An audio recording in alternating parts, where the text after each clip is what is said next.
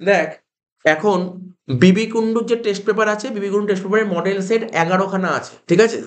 আজকে যে কটা মডেল সেট পসিবল হবে সে কটা মডেল সেটের এমসিকিউ গুলো নিয়ে ডিসকাস করবো, অনলি এমসিকিউ, ঠিক আছে? Only MCQ. তো জাস্ট একবার শুনবো, বলবো, তোরা বলে দিলে তোরা অ্যান্সার হয়ে যাবে, আর আমিও বলে দেবো, তোদের অসুবিধা হলে আমি বলে দেবো। দেখ কোশ্চেন বলছি, কোশ্চেনের দিকে সবাই কোশ্চেন আছে। দেখ বলছে issued 40,000 equity shares of rupees 10 each, মানে কোম্পানি 40,000টা শেয়ার ইস্যু করতে চাইছে 10 টাকা দামে, 10% প্রিমিয়াম, মানে কত? 11 টাকা। তো বলছে the amount of share capital, share ক্যাপিটালে কত টাকা বসবে? 4 লাখ টাকা বসবে। বলতো শেয়ার ক্যাপিটাল বলেছে, ভালো করে শুনবি, কোশ্চেন বুঝবি। যদি বলতো কত টাকা টোটাল রিসিভড হবে তখন বলতে 4,40,000, যদি বলতো প্রিমিয়াম কত তখন বলি 40,000। তো শেয়ার ক্যাপিটাল 4 লাখ টাকা। নেক্সট কোশ্চেন বলছে ফেস ভ্যালু অফ ইচ, এটা ইচ লেখা হবে, ঠিক আছে? একটু ভুল লিখে দিয়েছে।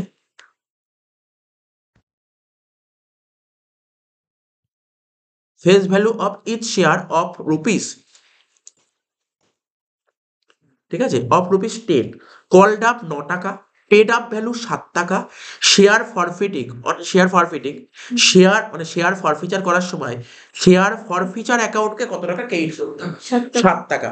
শেয়ার ফরফিচার যখন আমরা জার্নাল করতাম না, শেয়ার ফরফিচার ক্রেডিট কথার অর্থ হচ্ছে কত টাকা তুমি পেয়েছো, কত টাকা পেয়েছো। কল্ড আপ 9 টাকা, পেড আপ ভ্যালু 7 টাকা, মানে পেয়েছি 7 টাকা, তো এখানে 7 হবে। এই আমি যা যা এমসিকিউ বলছি এইগুলো পড়ে যাবি, আর কিচ্ছু করতে পারবি, এর মধ্যেই পরীক্ষায় পেয়ে যাবে। আর যদি এমসিকিউ আনকমনও আসে বাট করতে পারবি, এটুকু sure. General reserve of a partnership firm, partnership ফার্মে জেনারেল রিজার্ভ আছে 20,000 টাকা। পি কিউ আর এদের রেশিও কত ছিল? 1:2:1, 1:2:1 P Q R. Reserve of P R R, P R R এর রিজার্ভটা কত হবে? তাহলে 20,000কে 1:2:1 ভাগ কর, কত হচ্ছে? 20,000 ডিভাইড বাই 1 আর 2 3 আর 1 4, 20,000 ভাগ 4, তাহলে কত হলো? 5,000 টাকা। 5,000 টাকা পি আর আর করবো, তাই তো? ইকুয়াল টু কিউ, ঠিক আছে তো? পির হবে কত? 5,000 টাকা, আর আর, তাই তো, আর এরও হবে 5,000 টাকা, তাহলে টোটাল কত হচ্ছে? 10,000 টাকা। তাহলে টোটাল 10,000 টাকা। আর কিউর কত হচ্ছে? 10,000 কিউর 10,000 টাকা। তাহলে তো বুঝতে পারছিস কি হবে? Equal to Q. কিউ। আরেকটা অ্যান্সার হবে ইকুয়াল টু কিউ। বুঝতে পারছিস ব্যাপারটা? এরকম অঙ্ক অনেক আগে করানো আছে। বলছে retiring partner share of goodwill is adjusted to the continuing partners capital. আমরা রিটায়ারমেন্ট করতাম, রিটায়ারমেন্টে গুডউইল ট্রিটমেন্টটা করতাম, দেখবি আমরা তো গুডউইল ট্রিটমেন্ট টেবিল এন্ট্রি দিয়ে করতাম, কিন্তু অনেকে টেবিল এন্ট্রি করে না, অনেক বন্ধু বান্ধবদের। আমরাই শুধু টেবিল এন্ট্রি করি, আর কেউ হয়তো টেবিল এন্ট্রি করে না। সবাই করে গেনিং রেশিওতে করে। তাহলে রিটায়ারমেন্টে যে গুডউইলটা হয়, এটা কোন রেশিও ডিস্ট্রিবিউট হয়? গেনিং রেশিওতে। ঠিক আছে, গেনিং রেশিও। তো বুঝতে পারছি গেনিং রেশিও আমরা কি করতাম? ওল্ড করতাম, নিউ করতাম। ওল্ড নিউ এর ডিফারেন্স বলতে গেনিংই হয়। তারা বলছে পাঁচেরটা বলছে 1,000টা share of rupees 10 each are forfeited for non payment of first call money, first কলে পেমেন্ট করতে পারেনি। কত টাকা বলেছে? 10 টাকা each for non payment of first call money, of 1 টাকা পেমেন্ট করতে পারেনি ফার্স্ট কলে। ফাইনাল কল 2 টাকা, এখন টাকাই হয়নি। Share capital will be debited, share capital কত টাকা ডেবিট করা উচিত বল, বলতে পারবি কেউ? 8,000 টাকা। 8 টাকা ইন্টু 1,000 মানে 8,000 টাকা। কি ঠিক তো? শেয়ার ক্যাপিটাল অ্যাকাউন্ট ডেবিট কথাটার অর্থ কি? কত টাকা ডাকা হয়েছে। বলছে 2 টাকা ডাকা হয়নি, তাহলে টাকা হয়েছে কত টাকা? 8 টাকা ডাকা হয়েছে, 1,000 ইন্টু 8,000 টাকা। এরকম কোশ্চেন কিন্তু কোনো বছর ইয়ারে আসেনি, হয়তো এই টাইপের আসছে, এই কোশ্চেনটা আসেনি। তাহলে কোশ্চেনটা যে যত ভালো বুঝতে পারবে না, অঙ্কের কনসেপ্ট যার ক্লিয়ার সে এমসিকিউ তে 24-24 পাবে, এরকম গ্যারান্টি দিচ্ছি। অনেক স্টুডেন্ট এমসিকিউ 24-24 তুলতে পারে, অনেকে 24-এ অনেকে আরো অনেক স্টুডেন্ট আছে 10, 12, 15, 16 এরকম পায়। তার পেছনে কারণ কি? তাদের তো অ্যাকাউন্টেন্সির বেস ক্লিয়ার নেই। বেস ক্লিয়ার না হলে কিন্তু খুব একটা নাম্বার পাওয়া যাবে না। এগুলো বেসিক জিনিস। Debenture holder are dash of the company, company debenture holder কাদের বলে? ক্রেডিটার্সকে। যদি বলে কোম্পানি ওনার কাদের বলে? Share holder. শেয়ার, এরকমই তো কোশ্চেন ঘুরিয়ে দিতে পারে। তুই পড়ে গেলি ওনার of the company, owner of the sorry creditors of the company. Average profit বলছে 42,000 টাকা। ক্যাপিটাল এমপ্লয়েড বলেছে 2,50,000 টাকা। নর্মাল রেট অফ রিটার্ন বলেছে 12%, বলছে সুপার প্রফিট কত? তো তোরা জানিস সুপার প্রফিট বের করার কতগুলো স্টেপ করেছিলাম। প্রথম স্টেপ কি করেছিলাম? Capital employed. দ্বিতীয় স্টেপ কি শিখেছিলাম? নর্মাল প্রফিট, যেটা 2,50,000-এর 12%। 2,50,000-এর 12% করলে কত হয়? 30,000 টাকা। 30,000 টাকা হচ্ছে যেটা লিখছি নর্মাল প্রফিট। নর্মাল প্রফিট 30,000 টাকা, ঠিক আছে? অ্যাভারেজ প্রফিট বলে দিয়েছে 42,000 টাকা।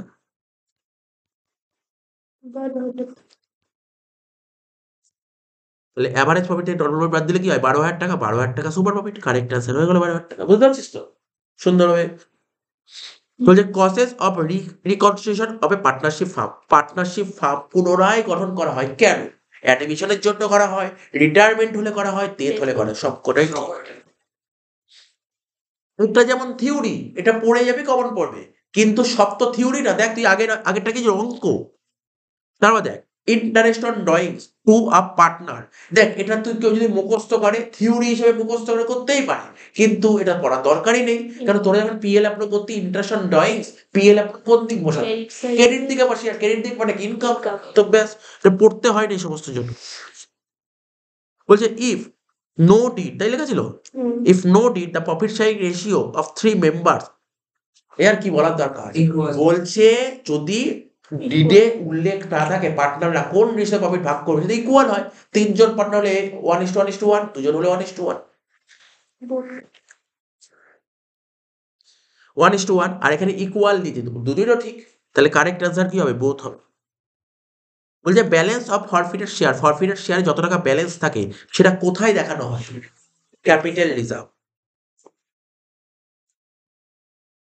Next, if share issue price face ভ্যালুর চেয়ে যদি ইস্যু প্রাইস বেশি হয় তখন তাকে কি বলা হয়? প্রিমিয়াম বলে। কত সুন্দর। ধর ফেস ভ্যালু 10 টাকা আর ইস্যু করা হচ্ছে 11 টাকায়, তাহলে 1 টাকা অতিরিক্ত টাকাকে কি বলে? প্রিমিয়াম। বলছে amount forfeited on forfeiting shares is transferred to, এটা তো একই কোশ্চেন দিয়েছে, ক্যাপিটাল রিজার্ভ। বলছে বলছে আরেকবার একটু পড়ে নি কোশ্চেনটা। অ্যামাউন্ট ফরফিটেড, যে অ্যামাউন্টটা ফরফিট করা হচ্ছে ফরফিচারের সময়, ট্রান্সফার টু শেয়ার ফরফিচার অ্যাকাউন্ট হবে এটা। এটা কোশ্চেনটা ভালো করে পড়া হয়নি। বলছে আমরা যখন শেয়ার ফরফিচার করতাম, জেনারেল কি করতাম? Share capital account debit to consider to share forfeiture. বলছে যখন শেয়ার ফরফিচার করতাম, ঠিক আছে, তখন ফরফিটেড শেয়ারের টাকাটা কোন অ্যাকাউন্টে পাঠাবো? এটা বলেছে। বুঝলেন? Not a features of joint stock company, কোনটা জয়েন্ট স্টক কোম্পানির বৈশিষ্ট্য নয়? দেখ জয়েন্ট স্টক কোম্পানি বৈশিষ্ট্য separate legal entity, limited liability, ঠিক আছে তো। তারপর হচ্ছে লিমিটেড লাইবিলিটি, এটাও বৈশিষ্ট্য। তারপর কমন সেল, তিনটেই তো বৈশিষ্ট্য। নান অফ দিস। কারণ দেখ তুই বলে ওটা আনলিমিটেড লাইবিলিটি যদি বলতো তাহলে হতো, কেননা কোম্পানির ক্ষেত্রে লিমিটেড লাইবিলিটি হয়, ওই case Solomon versus Solomon case, এটা নান অফ দিস হবে। তাহলে কি তোকে জেনে যেতে হবে এগুলো? এটা একটু প্লিজ। A:B 3:2, সি জয়েন্ট করেছে, তাহলে নতুন শেয়ার কত হবে? এটা করতে হবে। একটা ট্রিক্স শিখিয়েছিলাম বরাবর, একটা শর্টস বানিয়েছিলাম, একটা ছোট্ট একটা ট্রিক্স বানিয়েছিলাম, 30 সেকেন্ডে একটা বলে দিয়েছিলাম কি করে করতে হয়। 1/5 নতুন পার্টনার শেয়ার, 1 থেকে 1/5 বাদ দিলে কত হয়? 1/5 তো, 5 থেকে 1 বাদ দিলে 4, তাহলে 3×4 12। ঠিক আছে, 3×4 12 হচ্ছে একটা। দেখ আটটা করতেও হলো না, অ্যান্সার বেরিয়ে গেল। বুঝতে পারলি? ট্রিক্স শিখিয়েছিলাম, ট্রিক্সটা মনে আছে? একটা 30 সেকেন্ডে একটা ট্রিক্স বলেছিলাম, 30 সেকেন্ড ট্রিক্স বলেছিলাম। এমসিকিউতে করেই দেখবো না, এরকম যদি দেয় ট্রিক্স চালিয়ে দেবো। তাহলে কি ছিল? নতুন পার্টনার শেয়ার 1/5, তাহলে 1 থেকে 1/5 বাদ দিলে কত? 4/5। 4/5 মানে কিছু 4 ধর 4, তাহলে প্রথমটা কত হয়? 3, 3×4 কত? 12, 4 দুগুণে কত? 8, ঠিক আছে, আর 3 আর 2 যোগ করলে 5, 12 8 5। বুঝলি? এটা শর্টকাট ট্রিক্স, এটা মনে থাকবে, শর্টকাট ট্রিক্স, শর্টকাট ট্রিক্স। এবার যে এক্স ওয়াই জেড 3 জন পার্টনার ছিল, 4:3:2।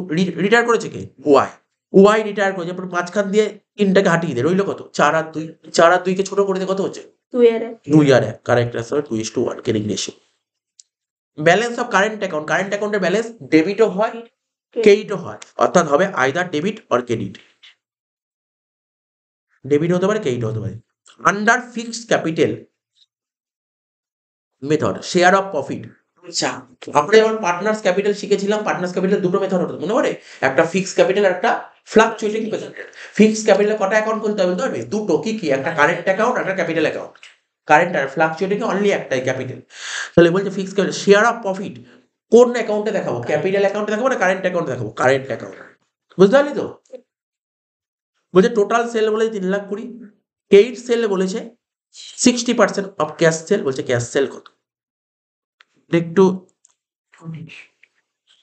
কি বলেছিল বলতো? ওরা বলেছে, আমরা জানি কি ক্যাশ সেলস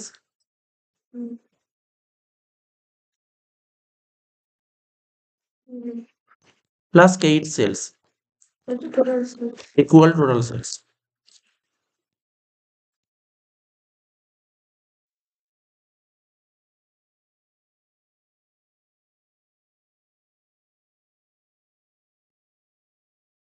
টোটাল সেলস কি বলেছিল এখানে কোশ্চেনটা একটু বলি, cash sale plus credit sale equal total sales. বলছে কেইট সেল বলেছে 60, কার উপর 60 বলেছে? cash ক্যাশ সেলের 60, তাহলে ক্যাশ সেল 100, তাহলে এটা টোটাল কত হলো? 160 হলো।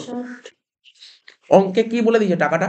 3,20,000 3,20,000 বলেছে সেল, সেল বলেছে 3,20,000। কি জানতে চাইছে আমার কাছে? cash ক্যাশ সেল করতে হবে, ব্যাস হয়ে গেল। এই যে আমি এইভাবে করে নিলাম, এটা সবচেয়ে বেশি ইজি হয়ে গেল। যে যাই কোশ্চেন দিই ও আমাকে ক্যাশ সেল বলুন কেইট সেল যাই হোক, এটা বেশি ইজি, এটা একটু করা ছোটবেলায় ওকে একটু যখন করতে। তাহলে কি বের করতে হবে? Cash sell. তাহলে যেটা বের করতে হবে সেটাকে উপরে রাখ 100, ঠিক আছে তো? ডিভাইডেড বাই কত হবে জানিস তো? 160 ইন্টু 3,20,000 হয়ে গেল। 2 লাখ টাকা হবে কারেন্ট অ্যান্সার। 2L 2 লাখ। আচ্ছা অপশন অবশ্যই থাকবে। টোটাল সেল বলে 4 লাখ টাকা, কস্ট অফ গুডস সোল্ড বলেছে 2 লাখ টাকা, অপারেটিং 60,000 টাকা। যে অপারেটিং রেশিও কত জানি? অপারেটিং রেশিও বের করার ফর্মুলা কেউ বলতে পারবি? Operating cost by sales into 100। তাহলে দেখিয়ে দিই একটু ছোট, এটা হচ্ছে ছোট অঙ্ক। এই যে দেখি রেশিওর, এগুলো সব রেশিওর জিনিস, রেশিও তো অঙ্ক আসছে। তাহলে কি বললাম? Operating cost OC by sales into 100। তাহলে অঙ্কে সেল কত বলেছে বল? সেল বলেছে 4 লাখ টাকা, তাই তো? ঠিক দেখছি তো? সেল বলে 4 লাখ টাকা। আর operating cost, sir operating cost বের করার formula cost of goods sold, ঠিক আছে, প্লাস বিজনেস এক্সপেন্সেস। তো বল অঙ্কে কস্ট অফ গুডস সোল্ড বলেছে 2 লাখ টাকা আর এক্সপেন্সেস 60,000 টাকা, তাহলে 2,60,000 ইন্টু 100, তাহলে 2,60,000 বাই 4 লাখ ইন্টু 100 কত? 65%। আচ্ছা অপশন। তাহলে এইগুলো তো নতুন, যেমন এইগুলো একটু অসুবিধা হবে, এইগুলো টুকটাক দেখে রেশিও থেকে অঙ্ক দিচ্ছে। নেক্সট কি বলেছে? Ideal liquid ratio. কে বলবি আইডিয়াল লিকুইড রেশিও কত হয়? 1:1। কারেন্ট রেশিও কত হয়? 2:1।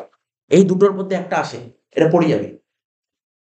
ইন্টারেস্ট পেড অন ডিবেঞ্চার, ডিবেঞ্চারের উপর যে ইন্টারেস্ট পে করি, এটা কোন ধরনের অ্যাক্টিভিটি আছে ক্যাশ ফ্লোতে? Financing activities. বুঝতে পারলি তো? যখন পে করছি এটা ফাইন্যান্সিং অ্যাক্টিভিটিস। বলছে in common size income statement, common size income স্টেটমেন্টে মনে পড়ছে কমন সাইজ ইনকাম স্টেটমেন্ট করতাম, করেছিলাম কমন সাইজ ইনকাম স্টেটমেন্ট। কাকে 100 ধরতাম? সেলকে। কমন সাইজ ইনকাম স্টেটমেন্টে, ঠিক আছে, কাকে 100 ধরা হয়? নেট সেলসকে, নেট সেলসকে 100 ধরা হয়।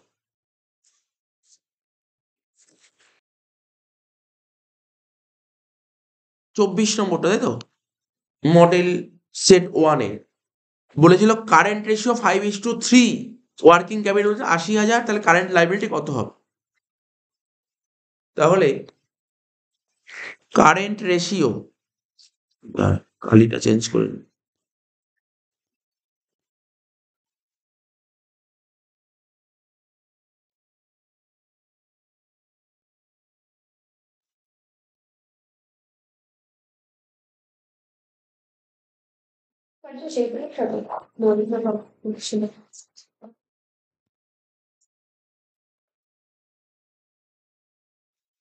Current ratio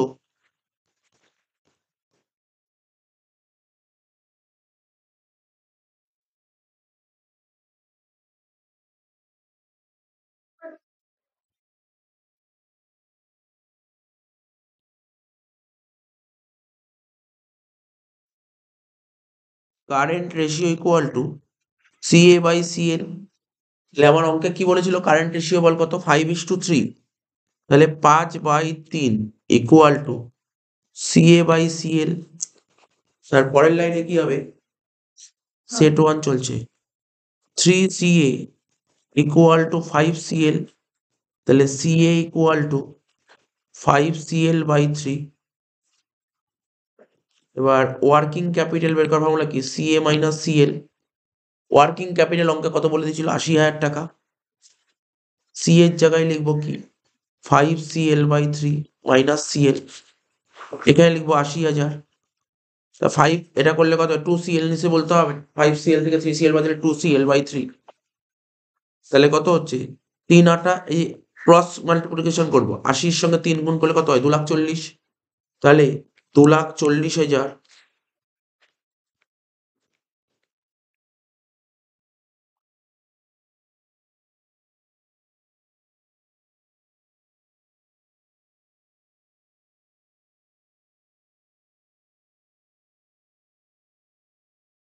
2,40,000 equal to 2cl, তাহলে শুধু সিএল কত হচ্ছে 1,00,000। আমাকে জানতে চেয়েছিল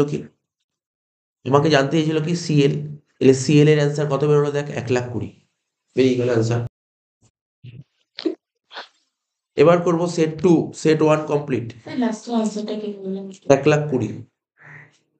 এই সমস্ত অ্যান্সার শুধু তোকে লাভ নেই, মেন ব্যাপারটা হচ্ছে অঙ্কটাই হচ্ছে মেন খেলা।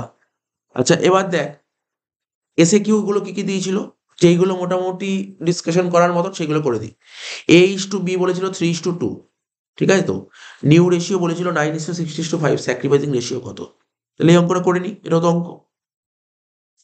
অঙ্ক এসে কিউ।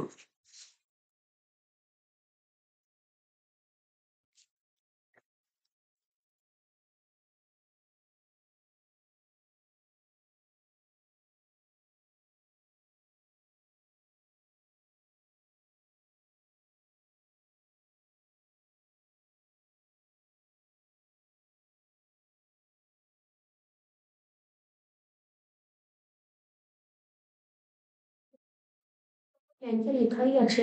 দেখ পার্টনার, এখানে লিখবো পার্টনার, তারপর লিখবো ওল্ড রেশিও, তারপর লিখবো নিউ রেশিও, তারপর লিখবো স্যাক্রিফাইসিং রেশিও, ঠিক আছে। স্যাক্রিফাইসিং রেশিও বের করার ফর্মুলা কি, ওল্ড মাইনাস নিউ, যেমন শিখেছিলাম ক্লাসে আগে। পার্টনার কারা কারা ছিল, A B C, old ratio কত ছিল 3/5, এর বিট ছিল 2/5, ব্যবসায় নতুন পার্টনার জয়েন করেছে, তাই তো, ঠিক আছে দরকার নেই, নতুন পার্টনার জয়েন করেছে, ঠিক আছে। সি নিউ রেশিও বলেছে 9:65, 9 6 15 আর 5 20, তাই তো 9/20, 6/20 আর 5/20। স্যাক্রিফাইস রেশিও বের করা হলো কি, ওল্ড মাইনাস নিউ 3/5 মাইনাস 9/20 আর 2/5 মাইনাস 6/20, আর এটা 0 মাইনাস 5/20। যেমন করেছিলাম ক্লাসে সেমনই অঙ্ক, এরকম অঙ্ক ক্লাসেই পরীক্ষা দিতে, চিন্তা নিয়ে বারবার বলেছি, হয় তোকে পরীক্ষায় নিউ রেশিও বের করতে দেবে, নাই স্যাক্রিফাইস রেশিও বের করতে দেবে তো নিশ্চয়ই, তো শিওর। 5 আর 20 এলসিএম করলে কত হয় 20 হয়, 5কে 20 ভাগ করলে কত হয় 4 3 4 12, আর 12 থেকে 9 বাদ দিলে 3/20, নিশ্চয়ই বুঝেছি, এটা বোঝাতে হবে না। এটা এলসিএম করলে 20, 5 20 মানে 4 4 দুগুণে 8, 8 থেকে 6 বাদ দিলে 2/20, আর এটা মাইনাস 5/20।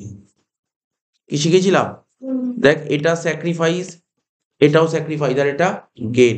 এটা কত হচ্ছে 3-20 2-20 যোগ করে করলে 5-20, আর এখানে -5-20 মিলে গেছে। কিন্তু তোকে জানতে চেয়েছিল কি স্যাক্রিফাইসিং রেশিও, এইটুক তোকে করে দিতে হবে। নিশ্চয়ই বুঝতে পেরে গেলি অঙ্কটা। তারপর বলেছে অরে কি বলেছিল, টু হুইচ অ্যাকাউন্ট, দেখ এরকম কোশ্চেন এসে কিউ, কোশ্চেনটা এমসিকিউ তো দেয়, বলছে কোন, in to which account the due to deceased partner is transferred, মানে কোনো মৃত ব্যক্তি তার যে প্রাপ্য অর্থ কোন অ্যাকাউন্ট ট্রান্সফার করা হয়, এক্সিকিউটার্স অ্যাকাউন্ট, ঠিক আছে তো। জয়েন্ট স্টক কোম্পানি কাকে বলে থিওরি জানি। হোয়াট ইজ গুডউইল, গুডউইল কাকে বলে, আর গুডউইল কাকে বলে, গুডউইল হচ্ছে সুনাম, কিছু লিখতে না পারলে তুই সেটা লিখলেও নাম্বার পেয়ে যাবি। গুডউইল সুনাম হলো একটা অস্পর্শনীয় স্থায়ী সম্পত্তি, কিছু লিখতে না পারলে এটুকু লিখে দিস।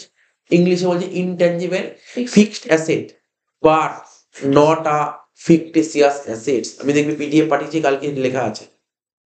অলিক সম্পত্তি নয় কিন্তু এটা অস্পর্শনীয় স্থায়ী সম্পত্তি। আরো একটু লিখেছিলাম, কি লিখেছিলাম, আজকে যদি আমি কারোর ব্যবসা কিনে নিই, তাকে তো আমার পেমেন্ট করতে হবে, যদি অতিরিক্ত পেমেন্ট করা হয় তখন তাকে বলা হয় গুডউইল, এটা লেখা আছে, দেখি সুন্দর করে এই নোটটা লিখে দিয়েছি আমি। পরে দিয়েছিল if there is no deed the rate of interest on drawings is per annum, যদি ডিডে উল্লেখ না থাকে তাহলে ইন্টারেস্ট অন ড্রয়িংস কত হবে, ডিডে যদি উল্লেখ করা না থাকে কোনো রকমের কোনো ইন্টারেস্ট অন ক্যাপিটাল দেওয়া হবে না, ইন্টারেস্ট অন ড্রয়িংস দেওয়া হবে না, তারপর পার্টনার স্যালারি দেওয়া হবে না, কমিশন দেওয়া হবে না, বোনাস দেওয়া হবে না। শুধু পার্টনাররা সমান অনুপাতে প্রফিট ভাগ করবে আর লোনের উপর 6% হবে, এটাই বলা আছে ডিডে, আর কিছু বলেনি। তাহলে এখানে কি বলেছে, ডিডে উল্লেখ না থাকলে ইন্টারেস্ট অন ড্রয়িংস কি হবে, কোনো ইন্টারেস্ট অন ড্রয়িংস দেওয়া হবে না, ঠিক আছে তো, কোনো ইন্টারেস্ট অন ড্রয়িংস দেওয়া হবে না। তারপর বলছে রিভ্যালুয়েশন, বলছে এই কোশ্চেনটা লেখা ছিল, রিভ্যালুয়েশন অ্যাকাউন্ট কখন তৈরি করা হয়, Administration. Admission, retirement, death, reconstruction of partnership firm, ঠিক আছে তো, এইগুলো সব লেখা ছিল, দেখবি এই কোশ্চেনটাই লেখা ছিল। নেক্সট বলছে হোয়াট ইজ ইস্যুড ক্যাপিটাল, জানি হোয়াট ইজ সাবস্ক্রাইব ক্যাপিটাল, এগুলো আমরা ক্লাস নোট দেওয়া আছে। হ্যাঁ, এরপরে বলেছে show the journal entry if asset value is decrease, অ্যাডমিশনের সময় যদি অ্যাসেটের ভ্যালু কমে যায় তাহলে জার্নাল কি হয়, অ্যাসেটের ভ্যালু কমে গেলে অ্যাসেটটা হয়ে যাবে ক্রেডিট আর জার্নাল কি হবে, ডেবিট। কি হবে, revaluation account debit two assets. তারপর বলেছে অর, অরে দিয়েছিল দেখ কেমন, A/B 3/2, ব্যবসার নতুন পার্টনার সি প্রিমিয়াম নিয়ে এসছে কত 10,000 টাকা, and paid privately, heavy point দিয়েছে, এত সোজা পয়েন্ট দিয়েছে, বাট চাই না কি অ্যান্সার দিবি। নতুন পার্টনার প্রিমিয়ামের টাকা 10,000 টাকা নিয়ে এসে এবং সেই টাকাটা পে করছে প্রাইভেটলি, এর জার্নাল এন্ট্রি কি হয় বলতে পারবি? লিখিয়েছিলাম ক্লাসে, প্রথমেই তো করেছিলাম, নো এন্ট্রি, এর কোনো এন্ট্রি হয় না। কোনো পার্টনার যদি প্রাইভেটলি প্রিমিয়াম ফর গুডের টাকা নিয়ে আসে এর জন্য কোনো এন্ট্রি হয়, নো এন্ট্রি হয়, নো এন্ট্রি, ঠিক আছে তো। বলছে if new partner is unable to bring premium for good, ক্লাসে কতবার অঙ্ক করেছি, নতুন পার্টনার যদি প্রিমিয়াম আনতে না পারে তার জার্নাল কি হয় বলতে পারবি? Capital account premium for good. Now, না to open. New partners capital account debit two sacrificing partner capital, better হবে। আর যদি ওল্ড পার্টনার ক্যাপিটাল লিখিস তাহলে নিচে ব্র্যাকেটে ন্যারেশন দিবি, স্যাক্রিফাইসিং রেশিওটা লিখতে হবে। কি বললাম বুঝতে পারলি, নিউ পার্টনার্স, এটা আমার সাজেশনে দেওয়া আছে এই কোশ্চেনটা, আমার এখান দিয়ে জানি এখানে হচ্ছে সাজেশন দিয়েছি, তার মধ্যে কি কোশ্চেন দেওয়া আছে, যেমন দেখ এই যে অরের যে কোশ্চেনটা এটা সাজেশনে দেওয়া আছে, জয়েন্ট স্টক কোম্পানি সাজেশনে দেওয়া আছে, গুডউইল সাজেশনে দেওয়া, সবই সাজেশনের কোশ্চেন, এগুলো সব সাজেশনে দেওয়া আছে, কালকে সাজেশন পাঠিয়েছি, ওর মধ্যে এই কোশ্চেনগুলো সব কটা আছে। এই 5-এর কোশ্চেনটা সাজেশনে দেওয়া আছে, 4-এর কোশ্চেনটা সাজেশনে দেওয়া আছে, এই 6-এর অঙ্কটাও সাজেশনে দেওয়া আছে, 7-এর অঙ্কটা সাজেশনে দেওয়া আছে, সব কটা সাজেশনে আছে, সব সাজেশনের কোশ্চেন এগুলো। এবার বলছে what is common size statement, সাজেশনে দেওয়া আছে, বলছে একটা অ্যাডভান্টেজ লেখো কম্পারেটিভ স্টেটমেন্ট, সব কটা সাজেশনের কোশ্চেন তুলে দিয়েছে। হোয়াট ইজ ওয়ার্কিং ক্যাপিটাল, জানিস working capital, what is ratio analysis, এর সঙ্গে থিওরি দিয়েছে, mention one advantage of ratio, একটা অ্যাডভান্টেজ লিখতে বলছে রেশিও অ্যানালাইসিসের। এবার বলছি under which activity dividend paid falls, মানে কি বলছে কোন অ্যাক্টিভিটিতে ডিভিডেন্ড পেড আসে, ভাই এটা তো আবার হবে ফাইন্যান্সিং অ্যাক্টিভিটিস। তো যে what do mean by financial statement analysis দেওয়া আছে, বলছে একটা মিক্সড রেশিওর উদাহরণ দাও। মিক্সড রেশিও কাকে বলে, মিক্সড রেশিওর মধ্যে যার মধ্যে একটা পিএল এর আইটেম আসবে, ট্রেডিং পিএল এর, আর একটা ব্যালেন্স শিট আইটেম, যেমন বললাম ডেটাস টার্নওভার রেশিও বলতে পারিস, ক্রেডিটাস টার্নওভার রেশিও বলতে পারিস, তারপর কি হবে ওয়ার্কিং ক্যাপিটাল রেশিও, যা আসবে মাথায় নিয়ে নিবি, কোনো সমস্যা নেই, বুঝতে পারলি? দেখ কিছু কিছু কোশ্চেন আমি লিখেছি, সাজেশনে দেওয়া আছে এগুলো। একটা ব্যালেন্স শিট রেশিওর নাম, ব্যালেন্স শিট রেশিও কাকে বলে, আমরা রেশিও করতাম ওপর, মানে ওপরে কি হয় লব, নিচে হয় হর, ওপরে লব নিচে হর, লবেও থাকবে ব্যালেন্স শিটের আইটেম, হরেও থাকবে ব্যালেন্স শিট আইটেম, বলে ব্যালেন্স শিট রেশিও। কিন্তু যদি বলে তোকে মিক্সড রেশিও, একটা ব্যালেন্স শিটের আইটেম থাকবে, একটা ট্রেডিং পিএল এর আইটেম থাকবে, তুই করে ফেল, কথা মুখস্থ করলে তুই কি মুখস্থ করবি, তুই এখান থেকে তুই 10-12টা রেশিওর নাম বলে দিতে পারবি, 10-12টা রেশিওর নাম বেরিয়ে যাবে, কিন্তু মুখস্থ করলে তো একটা দুটোই মনে থাকবে। যেমন তুই বলি ব্যালেন্স শিট রেশিও, বলছিস কারেন্ট রেশিও, ঠিকই তো, আরো তো অনেক রেশিও হয়, যেমন তার প্রপার্টারি রেশিও হয় না, প্রপার্টাস ফান্ড বাই টোটাল অ্যাসেটস। কেন আমি তোকে পড়তে বললাম, কারণ ধর বললো একটা মিক্সড রেশিওর নাম লেখো, এমসিকিউ দিয়ে দিল, তখন তোর কারেন্ট রেশিওর অপশনই দিল না। তো এইগুলো তোকে বুঝে করতে হবে, মুখস্থ করলে কিন্তু আমি বারবার বলছি এমসিকিউ এসএকিউ যেইগুলো মুখস্থ করার মতো, কোনগুলো এসএকিউ মুখস্থ করার মতন বলছি, কার্যকরী মূলধন কাকে বলে, এটা তো মুখস্থ করার কোশ্চেন, অনুপাত বিষয় এগুলো মুখস্থ করার কোশ্চেন, কিন্তু কিছু কোশ্চেন বোঝার কোশ্চেন থাকে, বুঝে লিখতে হয়। আর একটা কথা, 12 নম্বরের মধ্যে দেখিস কতগুলো অঙ্ক, দেখ এই পেজটা দেখে দেখ 12 নম্বরের মধ্যে কটা অঙ্ক ছিল তুই বল, এখানে কটা অঙ্ক ছিল স্যার, এক একটা পুরো অঙ্ক, দেখিস তো দেখ এক একটা পুরো অঙ্ক ছিল, ঠিক তো। তারপর দুয়েরটা এই তিনের দাগের অঙ্কটা, এটাও তো অঙ্কই তো বলা যায়, দুটো অঙ্ক ছিল। তারপর দেখ আয় 6-এরটা অঙ্ক ছিল, 3টে অঙ্ক হলো, 7-এরটা অঙ্ক ছিল, 4টে অঙ্ক হলো, ঠিক আছে তো। তারপর বলছে 11 অঙ্ক বলি আর লাস্টেরটা 12টা অঙ্ক বলি। কটা অঙ্ক বলি বল, কটা অঙ্ক বলি? একটা, দুটো, দাগ দিয়ে 3টে, 4টে, 5টা, 6টা, ঠিক আছে? 12টার মধ্যে 6টা অঙ্ক ছিল। 6টা থিওরি লিখতে মানে খুব একটা, এরকমই কোশ্চেন হবে ফাইনালও এরকম হবে, 12টার মধ্যে ধর এরকম 6-7টা অঙ্ক থাকবে, যে 6-7টা তো কনসেপ্টের উপর থাকবে, আর বাকি 6টা থিওরি। থিওরি কাকে বলে? বললো স্থির মূলধন কাকে বলে, এটাকে থিওরি বলে, এটাকে থিওরি বলে। এইগুলো তোকে মাথায় রাখতে হবে, এরকম কোশ্চেন প্যাটার্ন হয়, এইগুলো ফলো করতে হবে। 12টার মধ্যে কিন্তু 12টাই থিওরি থাকে না, এইগুলো তো ক্লাস মডেল পেপার ভালো করে ফলো করতে হবে এগুলো। হয়ে গেল তো, তো মডেল পেপার 1 হয়ে গেল, সেট 1, সেট 2 চলে আসছে, সেট 2 চলে আসছে। বলছে Indian partnership act introduce in the year, এতে জানিস 1932। নেক্সট কোশ্চেন বলছে profit and loss appropriation account is a কি অ্যাকাউন্ট বল? Nominal account. হয়ে গেল।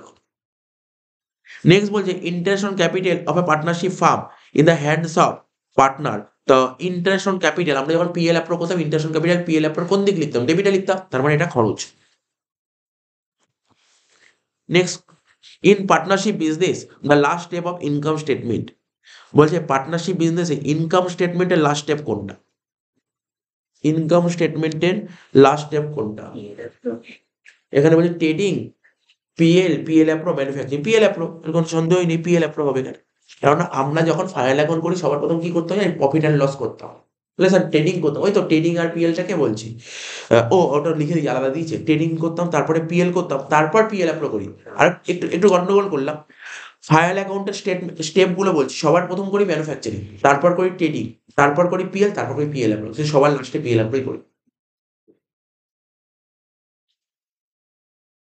দাগ দিতে পারিস না?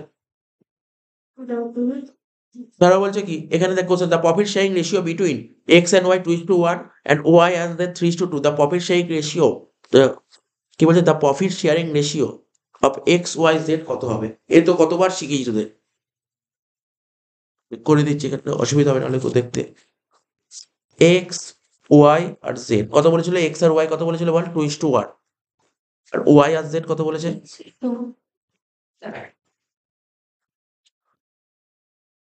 কি করে করতে এগুলো আমি শিখিয়েছি, কিন্তু ক্লাসে করেছি। এইগুলো তো একদম গভর্নমেন্ট সার্ভিস এরকম কোশ্চেন, এই কোশ্চেন হেভি দেয়। আর আমি তো 9-10ও করেছি এটা। এখানে নিচে কত? 3 আছে, তাহলে এখানে 3 গুণ করে দে। এখানে 3 গুণ মানে এখানে 3 গুণ, ঠিক আছে? আর এখানে 1 ছিল, সেই 1টা এখানে গুণ কর, আর এখানে 1 গুণ। রেশিও কত হবে? 6:3:2। আছে? অপশন আছে? অপশন থাকলেও এটা বলবো, না থাকলেও এটা।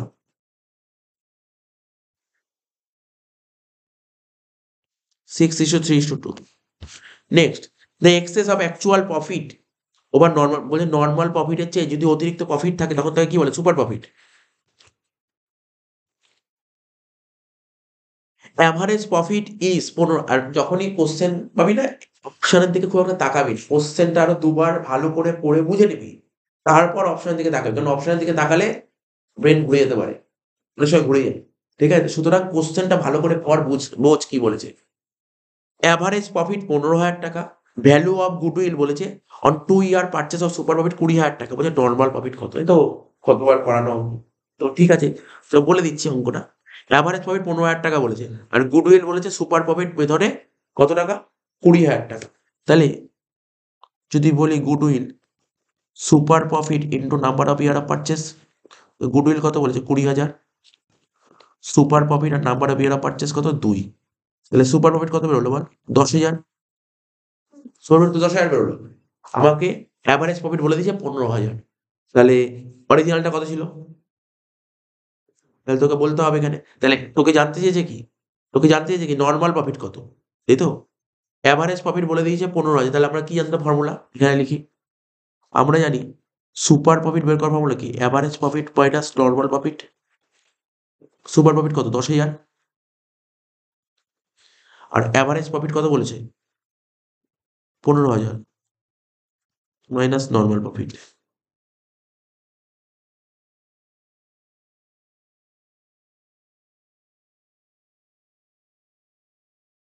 তাহলে কত হবে? 5,000।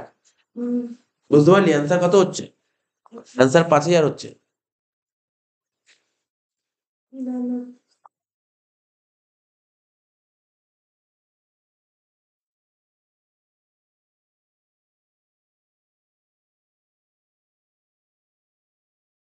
তাই না এটা No, no,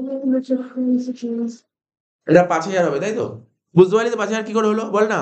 সুপার প্রফিট কত বের করলাম? 10,000। সুপার প্রফিট 10,000 আর এভারেজ প্রফিট বলেছে 15,000। আমরা কি জানি এভারেজ থেকে নরমাল বাদ দিলে সুপার হয়। তাহলে এভারেজ তো 15,000, সুপার 10,000। তাহলে তোর এভারেজ 15,000 আর নরমাল কত পড়লো? 5,000। 15 থেকে 5 বাদ দিলে 10ই হয়। তাই অ্যান্সার, কারেক্ট অ্যান্সার হবে 5,000 টাকা। যেখানে একটা অপশন নেই, তার কারেক্ট অ্যান্সার হবে নান অফ দিস। এটা 5,000 হবে অ্যান্সার। এটার অ্যান্সার 5,000 টাকা হবে। তাই এরকম টাইপের একটা অঙ্ক পরীক্ষা আসছে। দেখ এই এমসিকিউ একটা পাবি।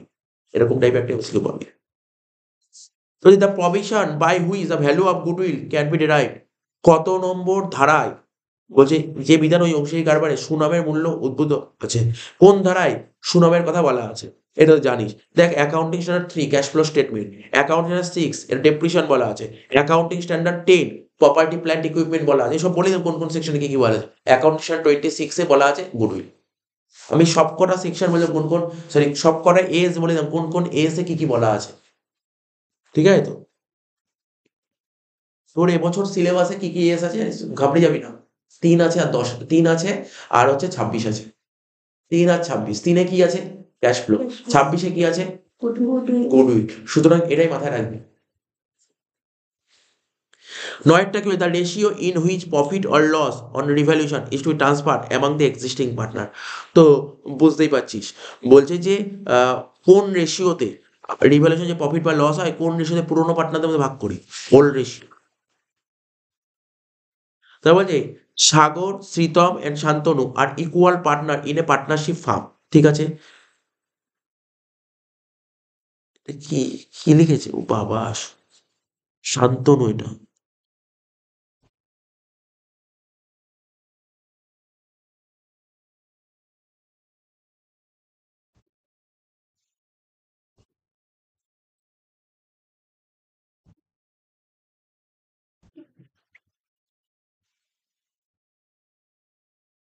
শান্তনু রিটায়ার করেছে।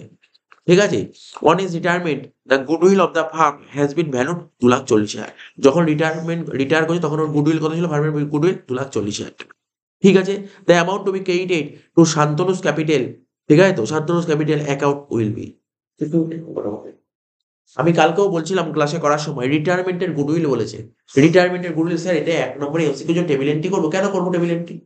তোকে কি জানতে চেয়েছে আগে বল। আমি এখানটা একটু দেখিয়ে দিচ্ছি যে শর্টকাটে কিভাবে করতে হয়। একটু নামগুলো একটু দেখে নিই। পার্টনারের নাম কি কি ছিল? Sagar, Sritam, Shantanu. সাগর, শ্রীতম আর শান্তনু। রিটায়ার করেছে কে? Shantanu. শান্তনু, তাই তো? শান্তনু রিটায়ার করেছে। ঠিক আছে, হয়ে গেল। রেশিও কিছু বলেছে? একটু কোশ্চেনটা পড়ে দেখতে হবে। Equal. ইকুয়াল রেশিও, মানে আমাদের রেশিও ছিল 1:1:1। নিউ রেশিও বলেছে কিছু? নিউ রেশিও বলেছে কিছু? না। নিউ রেশিও কিছু বলে। তাহলে গুডউইল কত বলেছিল ওকে? 2,40,000। যে রিটায়ার করে তার শেয়ার কত ছিল? 1/3. 1/3। তাহলে কত হলো? 80,000 টাকা। কোশ্চেন আরো একবার পর ভালো করে। বলছে Sagar, Sritam and Shantanu are equal, বলছে are equal partners in a partnership firm. Shantanu retire on his retirement the goodwill of the firm valued 2,40,000। বলছে the amount is to be credited Shantanu capital. শান্তনুর ক্যাপিটালে কত ক্রেডিট করবি? আচ্ছা বল, এই 2,40,000 টাকার মধ্যে শান্তনুর কত টাকা পাওয়ার কথা? 80,000 টাকা পাওয়ার কথা। তা আমরা যখন কালকে যখন অ্যাডমিশন করছিলাম, মনে করার চেষ্টা কর কি করছিলাম। এখানে শান্তনুর ঘরে ক্রেডিট দিকে লিখছিলাম, শান্তনুর টাকা পাওয়ার কথা 80,000 টাকা। তাহলে ওর ক্যাপিটাল বাড়ছে, ক্রেডিট হবে। সুন্দর ইজি বলেছে। এখানে অ্যান্সার হবে 80,000 টাকা। ওরা জানতে চেয়েছে শান্তনুকে কত টাকা ক্রেডিট করবে? 80,000 টাকা। এটা বুঝতে পেরেছিস কি বুঝিস? এটা খুব বোঝা জরুরি ছিল। তোকে যদি বলতো কত টাকা ডেবিট হবে, তাহলে ডেবিট হলে কার কথা বলতো জানিস তো? বলতো সাগর আর শীতম অ্যাকাউন্ট কত ডেবিট হবে, সেটা আলাদা। ঠিক আছে তো? সেটা আমরা নিশ্চয়ই পাবো, তখন সেটা গেনিং রেশিওতে ভাগ করতাম, সেটা বলে দেবো। নিশ্চয়ই পয়েন্ট আসবে, এটা বুঝেছিস তো নিশ্চয়ই? আপাতত 80,000 টাকা হলো।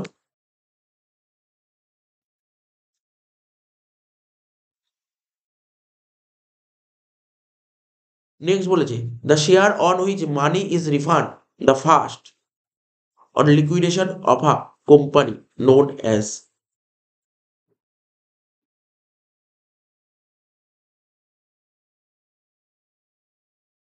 বলছে কোন শেয়ারের টাকা, দ্য শেয়ার্স, কোন share on which money is refunded on first at first on liquidation of a company is known as, হ্যাঁ বল, ঠিক বলেছিস, একদম ঠিক। প্রেফারেন্স শেয়ার হচ্ছে এমন একটা টাকা, কোম্পানি যখন উঠে যায় না, তখন প্রেফারেন্স শেয়ার টাকা সবার প্রথম টাকা শোধ করতে হয়, তারপর ইকুইটি শেয়ার, প্রথমে প্রেফারেন্স শেয়ার। Correct answer. এখানে যা অ্যান্সার হবে ইকুইটি আর প্রেফারেন্সের মধ্যেই হবে। এই বোনাস শেয়ার, রাইট শেয়ার বেকার দিয়েছে, কোনো অপশনের কোনো জায়গায় আসছে না। The premium received on issue of share issue করার সময় যে প্রিমিয়ামটা পাওয়া যায় সেটা কি? Securities premium. সিকিউরিটিজ প্রিমিয়াম কি? এটা এক ধরনের ক্যাপিটাল রিসিটস। বলেছে ক্যাপিটাল রিসিটস বলে কিছু পয়েন্ট দিয়েছে, ক্যাপিটাল রিসিটস। যদি capital receive pass, correct answer capital receive বা ক্যাপিটাল প্রফিট, দুটো একই। ক্যাপিটাল রিসিভ বা ক্যাপিটাল প্রফিট। এখানে ক্যাপিটাল প্রফিট দেয়নি, ক্যাপিটাল প্রফিট থাকলে ক্যাপিটাল প্রফিট ডাক দিন।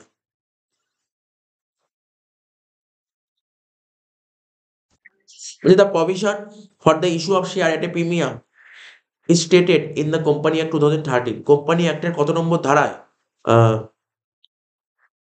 Issue of share at a premium আছে? ঠিক আছে, কোম্পানি অ্যাক্টের কত নম্বর ধারায়, এটা একটু দেখে নিতে হবে।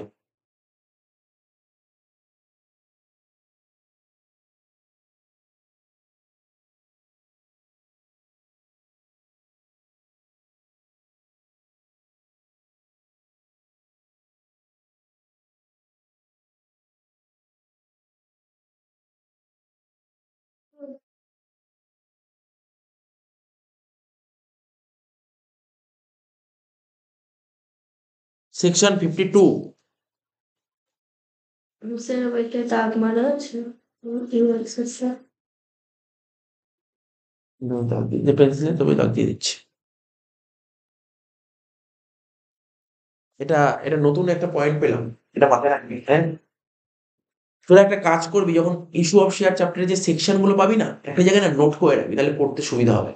যেমন কলসিন এরিয়ার, কলসিনের সেকশন ছিল না, ওখানে কি ছিল, কত পার্সেন্ট কলসিন এরিয়ার, কলসিন অ্যাডভান্স।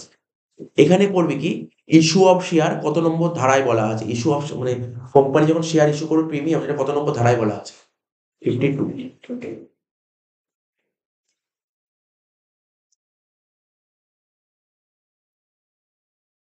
শেয়ার অ্যালটমেন্ট, এটা কি? শেয়ার অ্যালটমেন্ট অ্যাকাউন্ট ইজা, এটা কি ধরনের অ্যাকাউন্ট বল? এটা শেয়ার অ্যালটমেন্ট কি অ্যাকাউন্ট? Personal account.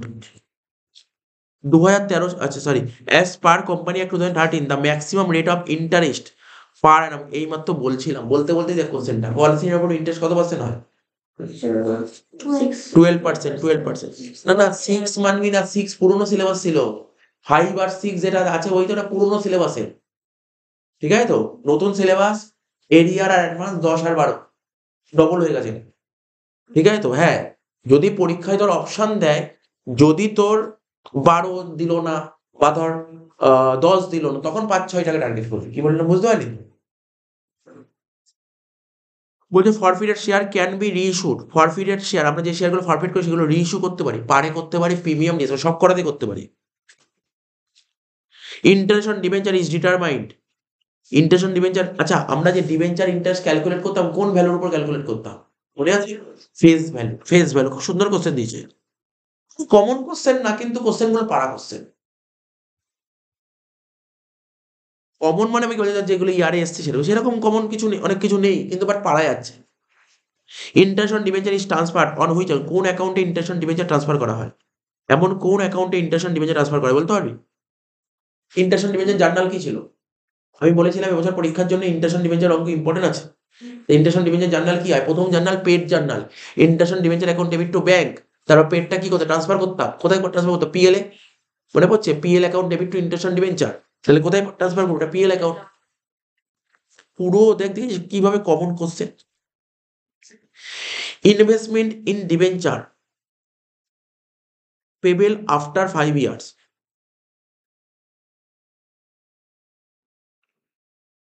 ডিবেঞ্চারে টাকা ইনভেস্ট করেছি,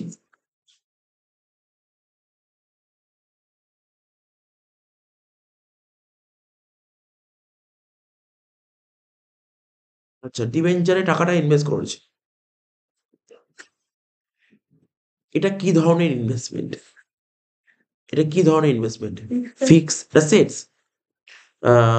নন current investment, current investment, current asset, নন কারেন্ট ইনভেস্টমেন্ট, এটাকে নন কারেন্ট ইনভেস্টমেন্ট বলে। ইনভেস্টমেন্ট বলেছে ব্যাপারটা শোন, তো অ্যাকচুয়ালি দেখ এই কোশ্চেনটা তোদের জন্য নয় ঠিক, তো ঠিক আছে দিয়েছে যখন আমি বলে দিলাম।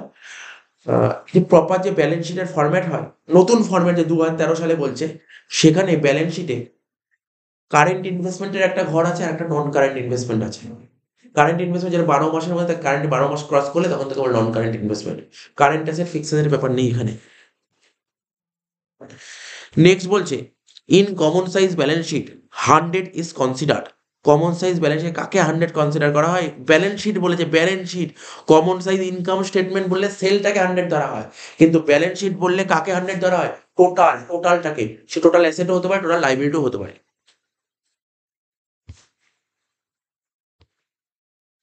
টোটাল লাইবিলিটি এখানে লিখবো কি? টোটাল, এখানে কি বলেছে? টোটাল অ্যাসেটটাকে ধরো, বুঝিস তো? এখানে অপশনে টোটাল ক্যাপিটাল, না টোটাল ক্যাপিটালকে ধরা হয় না 100। টোটাল আউটসাইড লাইবিলিটি মানে এক্সটার্নাল লাইবিলিটি ধরা হয় না টোটাল অ্যাসেটসকে। কমন, কি বললাম একটু মনে রাখবি, কমন সাইজ ব্যালেন্স শিটে কাকে 100 ধরা হয়? কমন সাইজ ব্যালেন্স শিটে 100 ধরা হয় টোটাল অ্যাসেট অ্যান্ড টোটাল লাইবিলিটিকে। অ্যাসেট এবং লাইবিলিটি দুটোকে ধরা হয়। কমন সাইজ ইনকাম স্টেটমেন্টে 100 কাকে ধরা হয়? সেলকে ধরা হয়, বলে দিই। The other name of current ratio, current রেশিওর আর কি নাম হতে পারে বলতে পারবি কেউ এখানে? বল দেখি, কারেন্ট রেশিও দেখ আর কি নাম হতে পারে? Acid test ratio. Acid test ratio, current ratio আর একটা নাম অ্যাসিড টেস্ট রেশিও নয়, They ডেপ্ট ইকুইটি রেশিও নয়, অপারেটিং রেশিও, অপারেটিং রেশিও নয়। working capital ratio. তাহলে তো রইল তো working capital ratio. Working capital ratio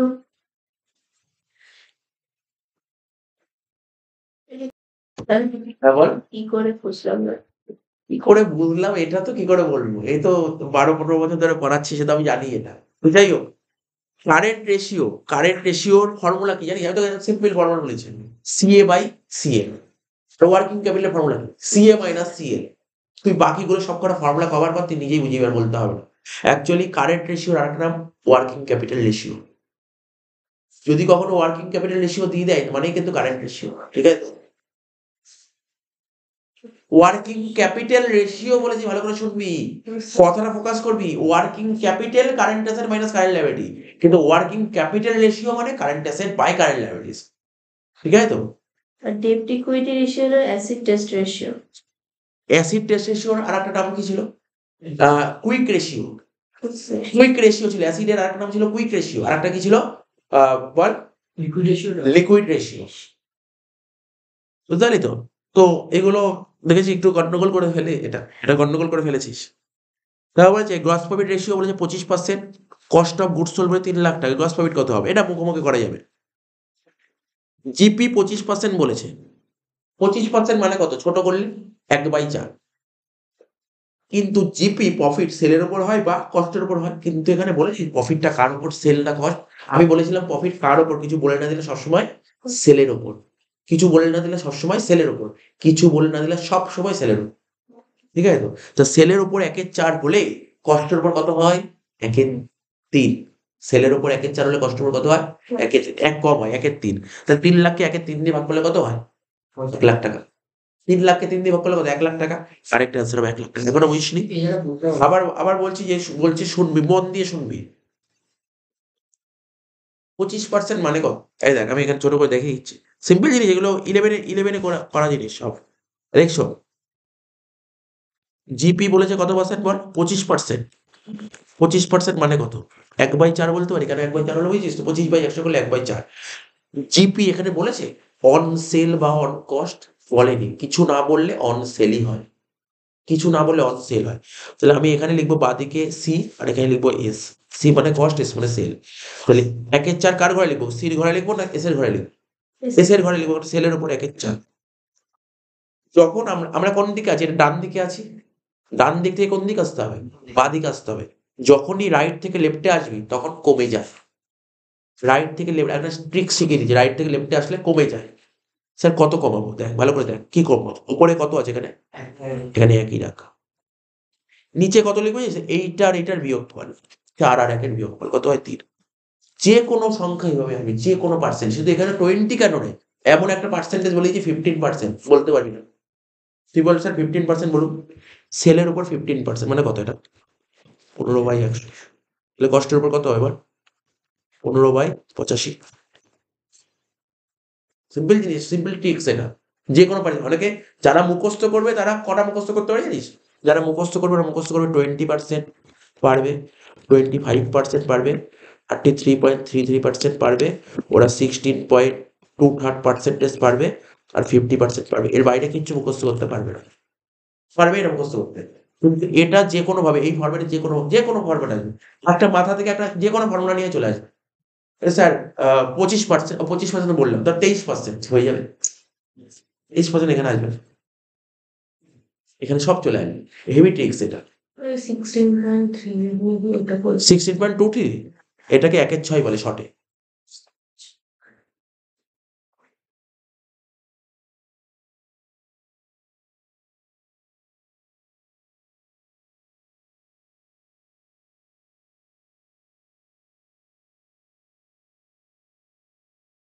তাহলে অ্যান্সারটা নিশ্চয়ই বুঝতে পারছি 1,00,000 টাকা কি করে হলো এটা বলতে হবে। এটা 3,00,000 টাকা সেল আর 1 3 3,00,000 1 3 করলে 1,00,000 টাকা হয়।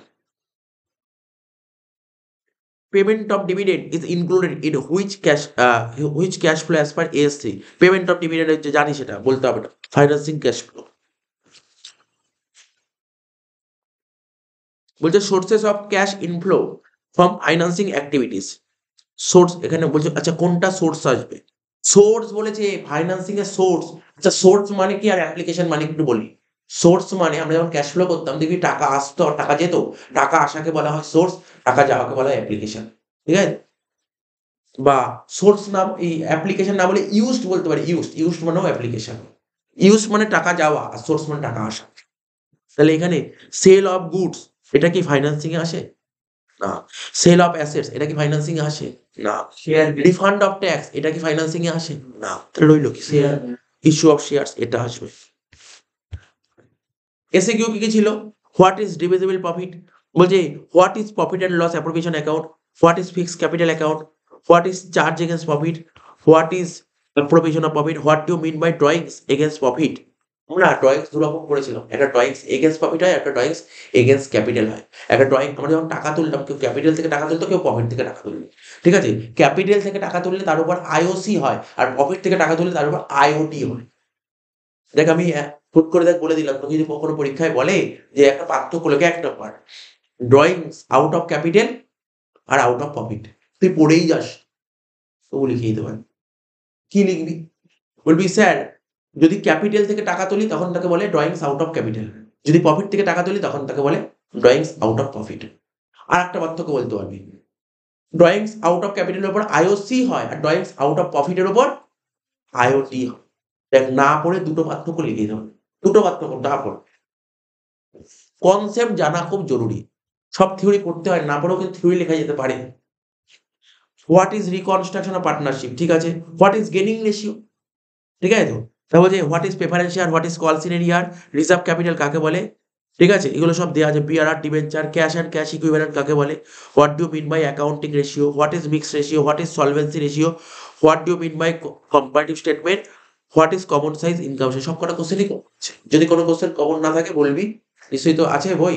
স্যার এই কোশ্চেনটা আমি যে কালকে পিডিএফ পাঠিয়েছি এই পার্টিকুলার এই এসিকিউটা নিয়ে আমি লিখে দেবো, বলবি লিখে দেবো আমি, অবশ্যই লিখে দেবো। পার্টিকুলার একটা বা দুটো হবে। এখানে যা যা মডেল সেট দেখছিস তার মধ্যে সবই লেখা পাবি, হয়তো একটা দুটো পয়েন্ট পাবি না, একটা দুটো কোশ্চেন লেখা থাকবে না।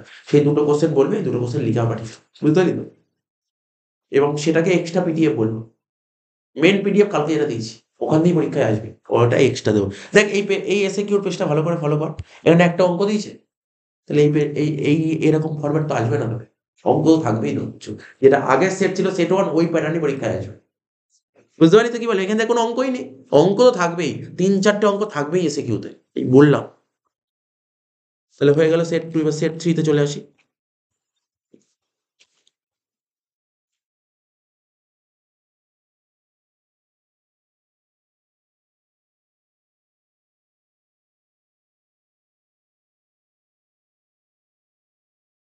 কি বলছে দেখ, বলছে the number of partners of a partnership business, তো কত হবে? টু তার বেশি। আচ্ছা বলে পার্টনারশিপ বিজনেস পার্টনার কত হয়? 2 থেকে তার বেশি। আচ্ছা ব্যাংকিং বিজনেসে কজন পার্টনার লাগে? ওই 7 থেকে শোন, আগে কোশ্চেন শুনিস নি তো, না শুনে অ্যান্সার দিচ্ছিস। বলো। আমি বললাম ব্যাংকিং বিজনেসে কজন পার্টনার লাগে, পরীক্ষা একটা এমসিকিউ দিল, ব্যাংকিং বিজনেসে কজন পার্টনার লাগে 20। আর নন ব্যাংকিং কজন লাগে। ও বললো 20। ও ধরতে পেরেছে কিন্তু মিস হয়ে গেছে। ব্যাংকিং এ 10 জন লাগে, নন ব্যাংকিং এ 2 জন লাগে। তাহলে টুক করে একটা কোশ্চেন জিজ্ঞেস করে, এটা এগুলো এরকম কোশ্চেন আছে এখানে 2 বা তার বেশি হবে। এ তো সোজা কোশ্চেন, এরকম কোশ্চেন থোড়াই এই কোশ্চেন দেবে, নেগেটিভ কোশ্চেন কোনদিন দেয় নাকি? ম্যাক্সিমাম। আর মিডিয়াম মিনিমাম বলে ওরকম কিছু নেই, তোকে লিখে দেবে ব্যাংকিং বিজনেসে পার্টনার কত, তোকে অপশন দিয়ে দেবে, তার মধ্যে কারেক্ট অপশন লিখতে হবে তোকে 10 ব্যাংকিং বিজনেস। এখানে মিনিমাম বলে লিখবে না, ব্যাংকিং বিজনেসে ম্যাক্সিমামই আর কি, ব্যাংকিং বিজনেস 10 জন, মিনিমাম তো জানিস পার্টনারশিপে মিনিমাম কত 2 জন হয়। তো ওই কোশ্চেন ওরা জানে। দেখ ভালো করে শোন, একটা কোশ্চেন গুলো মিনিমাম না ম্যাক্সিমাম, দেখ যারা কোশ্চেন সেট করবে তারা তো জানে মিনিমাম কজন হয়, কেন 2 এর কথা বলবে? বুঝলে কি বললাম? তো এরকম কোশ্চেন করবে না। Current account is open when capital account under কোন মেথড? কোন মেথড আমার fix. Fix capital method. Fix capital মেথডই হচ্ছে কারেন্ট অ্যাকাউন্ট ওপেন করতে। এটা ভালো কোশ্চেন, খুব সুন্দর কোশ্চেন দিতে পারে। ইন্টারেস্ট অন ক্যাপিটাল দেখ, দেখিস কমন কোশ্চেন, এটা হবে এক্সপেন্সেস। তারপর বলছে the balance of partners draw.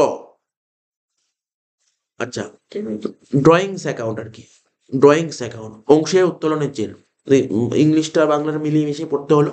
Drawings account, partner টাকা ড্র করে, ড্রয়িংস অ্যাকাউন্টের ব্যালেন্স কি হয় বলতে পারবি? ডেবিট। ড্রয়িংস অলওয়েজ ডেবিট হয়, জীবনে ক্রেডিট হয় না, ড্রয়িংস অলওয়েজ ডেবিট হয়। ঠিক আছে, তোর তো জানিস তো, ট্রায়াল ব্যালেন্স করেছিস, ট্রায়াল ব্যালেন্স ড্রয়িংস কোথায় লিখতাম? ট্রায়াল ব্যালেন্সের ড্রয়িংস কোথায় লিখতাম? ডেবিট দিকে লিখতাম। আর একটু ভালো করে মনে কর, ফাইনাল অ্যাকাউন্ট করতি, ক্যাপিটাল থেকে ড্রয়িংসটা কি করতি? মাইনাস করতি। তো ড্রয়িংস অলওয়েজ ডেবিট ব্যালেন্স হয়। এই দেখ, কিছুক্ষণ আগেই থিওরি পড়লাম, গুডউইল ইজ ড্যাশ অ্যাসেট। আমি অপশনই দেখিনি, অপশন না দেখে বল গুডউইল কি অ্যাসেট? Intangible asset. দেখ অপশন দিয়েছে কিনা। ফিকটিসি অ্যাসেট না স্যার, ফিকটিসি অ্যাসেট না, কারেন্ট অ্যাসেট না, ইনট্যাঞ্জিবল ফিক্সড অ্যাসেটস। বলছে the cost of reconstruction of partnership business. ঠিক আছে তো, the cost of reconstruction of partnership business. Partnership কেন করি? অ্যাডমিশনের জন্য, রিটায়ারমেন্ট দিয়ে, সব কটা। তো হচ্ছে total share of old partner, ঠিক আছে তো, became on admission of partner. বলছে অ্যাডমিশন অফ এ পার্টনার যখন হয় না, তখন ওল্ড পার্টনার টোটাল শেয়ার কি হয়? ওঠানামা করে, মানে ফ্লাকচুয়েট,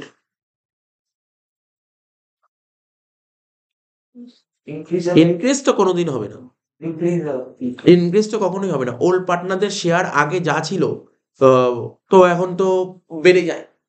ওল্ড পার্টনারদের শেয়ার, সরি, বেড়ে যায় কি কমে যায়? কমে যায়, কমতেও পারে। এমনও তো হতে পারে, এমনও কিছু দেখবি অনেক সময় আমরা অঙ্ক পেয়েছিলাম, দেখবি কোনো একটা পার্টনার বলেছে না না আমি স্যাক্রিফাইস করবো না, আমি স্যাক্রিফাইস করবো না, আমার যা ছিল তাই আছে। তাহলে কি হতো? অন্য পার্টনার স্যাক্রিফাইস করতে, অন্য পার্টনার কম ছিল।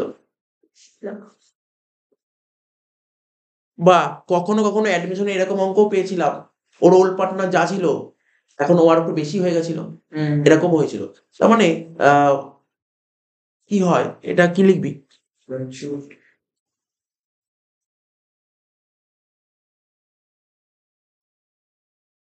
এটা একটু বলছি, ডিক্রিজই লেখ, এটা বেটার হবে। ডিক্রিজই কর, ডিক্রিজই কর, ডিক্রিজই কর। অ্যাডমিশনের সময় তো পুরোনো পার্টনারদের শেয়ার কি হতো? কমে যেত, বেড়ে যেত। রিটায়ারমেন্টের সময় বেড়ে যায়, অ্যাডমিশনের সময় কমে যায়।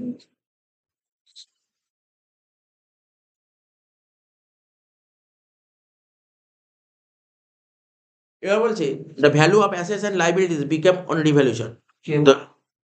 Decrease or increase. হ্রাস ও বৃদ্ধি দুটো। আচ্ছা, আসছে the value of assets and liabilities, asset আর লাইবিলিটির ভ্যালু বিকাম রিভ্যালুয়েশনের সময়, অ্যাসেট আর লাইবিলিটির ভ্যালু কি হয়? বাড়তে পারে, কমতে বাড়তেও পারে, কমতেও পারে। কেন তো তোরা রিভিশন করেছিস তো, কখনো কোনো অ্যাসেট বাড়তো, কখনো কমতো। বলছে দেখেছিস থিওরি এমসিকিউ গুলো কেমন থিওরি দিচ্ছে? মুখস্থ করে তুই এমসিকিউ হবে না, এমসিকিউ মুখস্থ হবে না, এমসিকিউ বুঝতে হবে, যে বুঝবে সেই এমসিকিউ করতে পারবে, যে বুঝবে সেই এমসিকিউ। এগুলো অঙ্কের MCQ. The share of disease partner, আমি এই জন্য বিবিকুন্ডির এমসিকিউ মডেল সেট কেন করছি, ওরা একটা স্ট্যান্ডার্ড থাকে কোশ্চেন, স্ট্যান্ডার্ড গুলো ভালো, মানে যে অনেকটা এই স্ট্যান্ডার্ড হয়, বলছি না এই কোশ্চেন আসবে পরীক্ষায়, এই স্ট্যান্ডার্ড ক্লিয়ার করা থাকলে তুই পরীক্ষার এমসিকিউ এমনি ইজিলি বেরিয়ে যাবি, ইজিলি বেরিয়ে যাবি। কিন্তু কেউ যদি এমসিকিউ মুখস্থ করে সে কিন্তু পরীক্ষায় পারবে না, মুখস্থ করা যাবে না MCQ. The share of disease partner profit is distributed among the remaining partner কোন রেশিওতে? এ তো জানি, এটা বলতে হবে। বলছে মৃত অংশীদারের মুনাফার অংশ অবশিষ্ট অংশীদাররা, ঠিক আছে, যে অনুপাতে বন্টন করে দেয়, কোন রেশিও হতে পারে? এটা গেনিং রেশিও, এটা গেনিং রেশিও, তার কোনো কোশ্চেনই হবে, অপশনই আসবে না।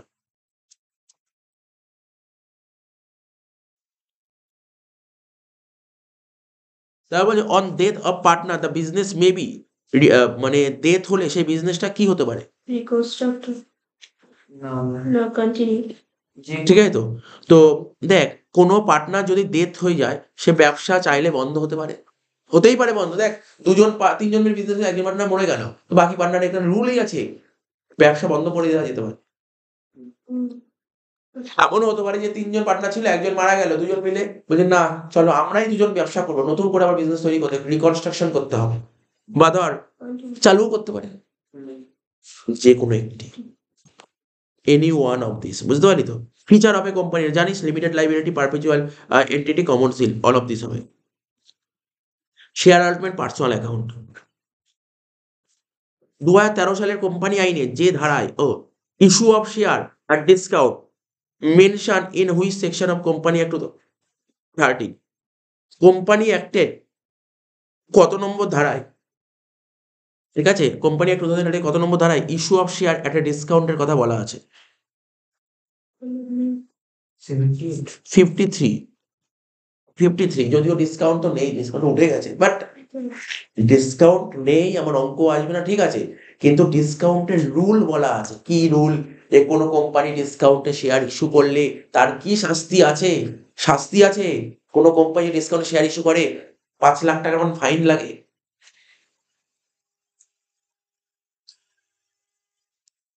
Sir, it's at 2000.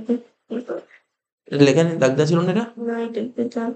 53 দাগ দেওয়া ছিল তো। কোনটা অ্যানসারে তো লেখা আছে আচ্ছা, next question, issue of share above its face value is called, face ভ্যালুর চেয়ে যদি বেশি দামে শেয়ার ইস্যু করা হয় তখন তাকে কি বলা হয়? Premium. The maximum premium on issue of share, 21 No limit. হ্যাঁ, নো লিমিট, এর কোনো লিমিট হয় না তো, ঠিক আছে, কোনো লিমিট হয় না রে, এটা দেখ, শুনে না, জেনে না, লিমিট হয় না, এর কোনো লিমিট হয় না। মানে কোনো কোম্পানি যে শেয়ার ইস্যু করবে, প্রিমিয়াম যে শেয়ার ইস্যু করে, কত পার্সেন্ট ম্যাক্সিমাম নিতে পারে? কোনো লিমিট নেই, যত খুশি প্রিমিয়াম নিতে পারে। যেমন আমি কিছুদিন আগে কলেজে স্টুডেন্ট পড়াচ্ছিল, ইস্যু অফ শেয়ার করা, ওদের ইসব করাচ্ছিলাম, এমপ্লয়ি স্টক অপশন প্ল্যান। কোম্পানির শেয়ারের ফেস ভ্যালু 10 টাকা ছিল, ফেস ভ্যালু ছিল 10 টাকা, ঠিক আছে তো? ওই শেয়ারগুলো ওদেরকে দিচ্ছিল কত টাকা জানি? 10 টাকা শেয়ারটা দিচ্ছিল 170 টাকায়, মানে 10 টাকা ফেস ভ্যালু আর মার্কেট ভ্যালু 170 টাকা, তাহলে কত টাকা প্রিমিয়াম হলো? 160 টাকা প্রিমিয়াম হলো, বুঝতে পারছিস তো? প্রিমিয়াম কোনো লিমিটই হয় না। বলছে forfeited share may be issued at, Any. এই তো একই কোশ্চেন দিচ্ছে, এনি অফ, পারেও হতে পারে, প্রিমিয়াম হতে পারে, ডিসকাউন্টও হতে পারে। তা বলছে the part of called up capital actually collected, মানে কল্ড আপ ক্যাপিটাল তার মধ্যে কালেক্টেড করা হচ্ছে, সেটা কি ক্যাপিটাল বলে? এটা তো জানিস, এটা পেড আপ ক্যাপিটাল হবে। বলছে তলবি মূলধনের যে অংশ আদায় করা হয়েছে তাকে কি বলা হয়? তাকে আদায়কৃত মূলধন বলে।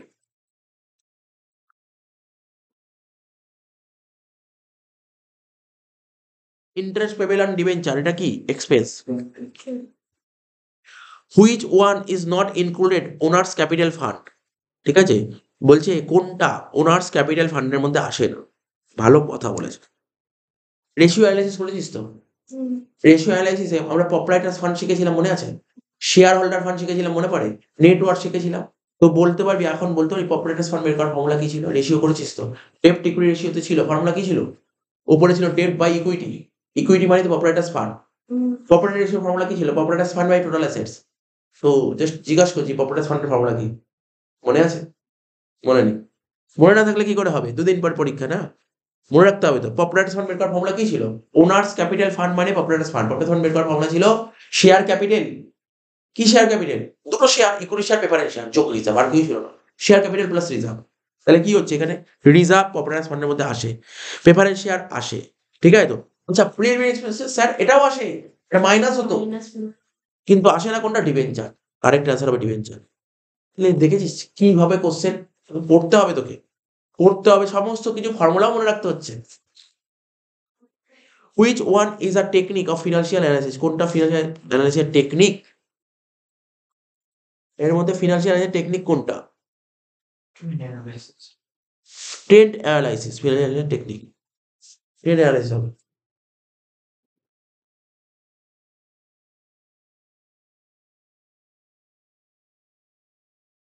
নেক্সট, এটা তো জানি ideal value of current ratio 2:1। Acid test ratio is actually, acid test রেশিওটা কি? এটা কি কারেন্ট রেশিও? এটা কি না কুইক রেশিও? এটা তো পেয়ে গেছিস দেখ তুই।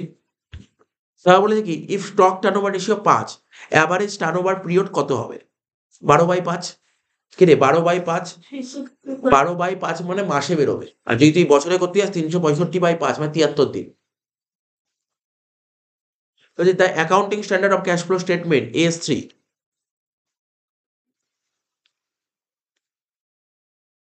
এসে কেউ কি দিয়েছিল? What is partnership business? What is fixed capital account? What is fluctuating capital account? The balance of capital of disease partner is transferred to which account? Disease partner executor's account. What is premium for goodwill? Right to causes of retirement of a partner. বলছে partner যে retire করে দুটো দুটো কারণ লেখ। ঠিক আছে তো? এত লেখা ছিল, নোট সুন্দর করে লেখা ছিল, এটা পড়ে নিবি। আমি যে ফাইনাল পিডিএফ পাঠিয়েছি মানে একদম পুরো যে মেন যে সাজেশন পাঠালাম ওর মধ্যে এই কোশ্চেনটা লেখা নেই। আমাকে লিখে পাঠাবি, আমি লিখে দেবো, লিখে দেবো। এটা আমার কাছে লেখা আছে, অন্য জায়গায় লেখা আছে এটা। হাউ দ্য শেয়ার, ঠিক আছে, of the retire partner is paid off. এ কিভাবে যে রিটায়ার করে তার টাকাটা পেরানো যায়, ঠিক আছে তো? এবার বলছি এরা একটা অঙ্ক দিয়েছে, সুদীপ অ্যান্ড মৃত্যুঞ্জয় রেশিও ছিল 3:2। জিৎ অ্যাডমিশন করেছে 1/5, নিউ রেশিও কত? এটা করে দেখাতে হবে, এটা পারবি কি? এটা পারবি নিউ রেশিও কত? ওই বলে দিচ্ছি মুখে মুখে কত হতে পারে, বলতে পারবি নিউ রেশিও কত হবে মুখে মুখে? শিখিয়েছিলাম ট্রিক্স। 4 3 4 12, 3 4 12, 4 2 8, 12 8 5। বুঝলি কি করে? মুখে মুখে শিখেছিলাম, শর্টকাট ট্রিক্স শিখেছিলাম, ওই ট্রিক্সটা মাথায় রাখবি। কিন্তু এই ট্রিক্স তো এসে কেউ তো করলে হবে না, তোকে তো করে দেখাতে হবে। নেক্সট বলছি ইকুইটি শেয়ার কাকে বলে? প্রেফারেন্স শেয়ার কাকে বলে? Discount on issue of share কাকে বলে? এই কোশ্চেন দেবে না, discount on issue of share.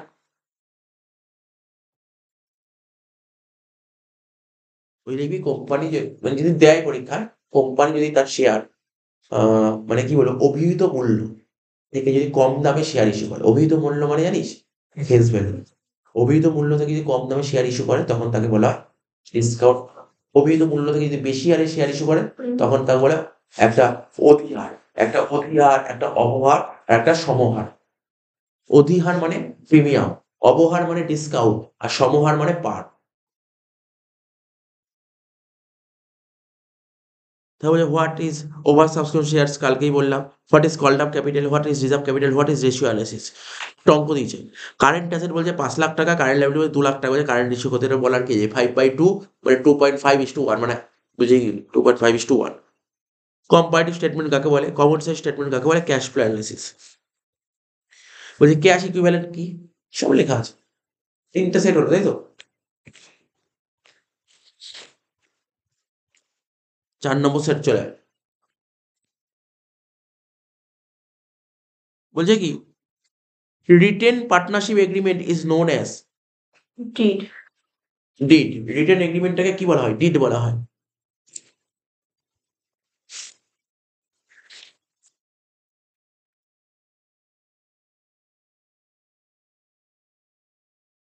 Written এগ্রিমেন্টটাকে কি বলা হয়? ডিড বলা হয়। Next, registered registration of partnership is done partners accountant, ঠিক আছে তো? Partnership register bank, partnership register, ওরাই তো রেজিস্টার করবে। পার্টনার্স কারেন্ট অ্যাকাউন্ট, এটা কি ধরনের account? Current account real account, impersonal account, personal account, nominal account? এটা তো জানিস, বলতে গেলে কি হবে? Personal account. কারেন্ট অ্যাকাউন্ট বলছে partners current account, partner partner partner বারবার বলেছিলাম, ক্লাসেও বারবার বলেছিলাম পার্টনার। আরে পার্টনার মানে কি? কোনো একজন নাম তো, সেটা পার্সন তো পার্টনার, পার্সন তো পার্সোনাল অ্যাকাউন্টই হয়।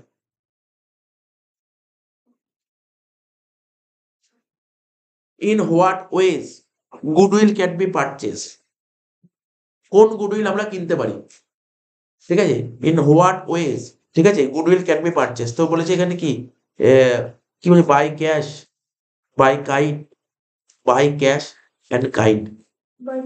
কোন কোন উপায়ে আমরা গুডউইলটাকে কিনতে পারি, কোন কোন উপায়ে গুডউইল কিনতে পারি। বই দেখে নেই, বইতে লেখা থাকলে বইতে ভুল লেখা আছে, যদি ওটা দেখিস বইতে লেখা থাকলে ভুল লেখা আছে। কোন কোন উপায়ে আমরা গুডউইলটা কিনতে পারি, ঠিক আছে, ক্যাশ অ্যান্ড কাইন্ড।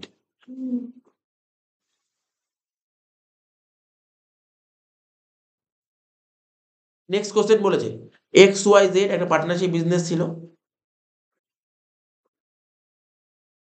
ঠিক আছে, তো XYZ আর পার্টনার হবে firm sharing profits and losses as 7:3:2 old ratio ছিল। ব্যবসায় কি বলেছে, 1st April they decided to share profit and losses 8:4:3 due to change in profit sharing ratio. Y কত স্যাক্রিফাইস করবে কেন, এটা দেখিয়ে দিচ্ছে, এটা দেখিয়ে দিচ্ছে।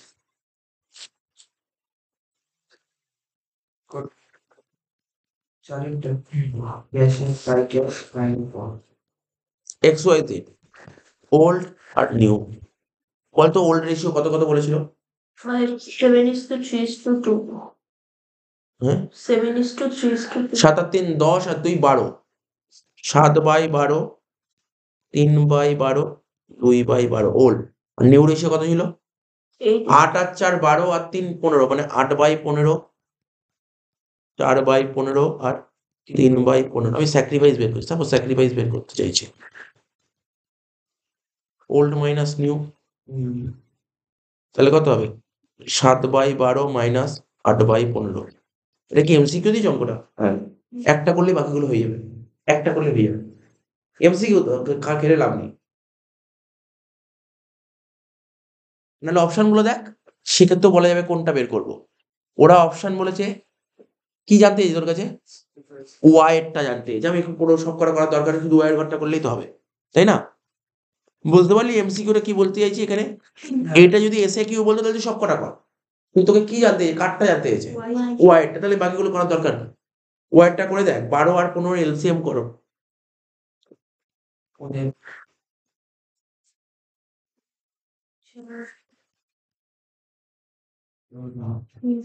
60 হচ্ছে, 12 আর 15 এলসিএম করলে 60 হয়, ঠিক আছে, 12 60 5 3 5 15, 15 মাইনাস 16 মানে কত হচ্ছে -1/60। তাহলে ওয়াই কি করলো, গেন করলো 1/60। অপশন আছে, ওয়াই গেন করেছে 1/60, লাভ ওয়াই গেন করেছে 1/60।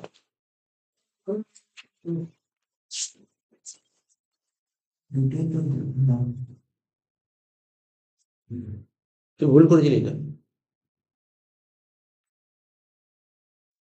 ওয়াই গেন করেছে 1/60। তাহলে বুঝতে পারলি, তাহলে দেখতে সব কটা করতে হলো না, পার্টিকুলার ওইটা করলেই হয়ে গেল। আচ্ছা, এবার বলছে when the balance sheet is prepared after new partnership agreement, বলছে when the balance sheet is prepared, কখন ব্যালেন্স শিটটা প্রিপেয়ার করবো, after new partnership agreement the asset and liabilities are recorded at, revalue figures হ্যাঁ এটা রিভ্যালু figure হবে, এটা রিভ্যালু figure, ঠিক বলেছো, একটা ঠিক বললো বেশ। আমরা যখন অ্যাডমিশন করি বা রিটায়ারমেন্ট যাই করি, নতুন যে ব্যালেন্স শিট করি, ব্যালেন্স শিট যে ভ্যালুটা আসে কোন ভ্যালুটা নিই, নতুন আসতে আসতে নতুন যে ব্যালেন্স শিট করি, নতুন ব্যালেন্স শিট যে ফিগারটা নিই, কোন ফিগারটা নিয়ে করি নতুন ব্যালেন্স শিটে, আমরা কি পুরোনো ফিগার নিই, ঠিক আছে, আমরা কোন ফিগারটা নিই, রিভ্যালু ফিগার, রিভ্যালু ফিগার নিয়ে করি।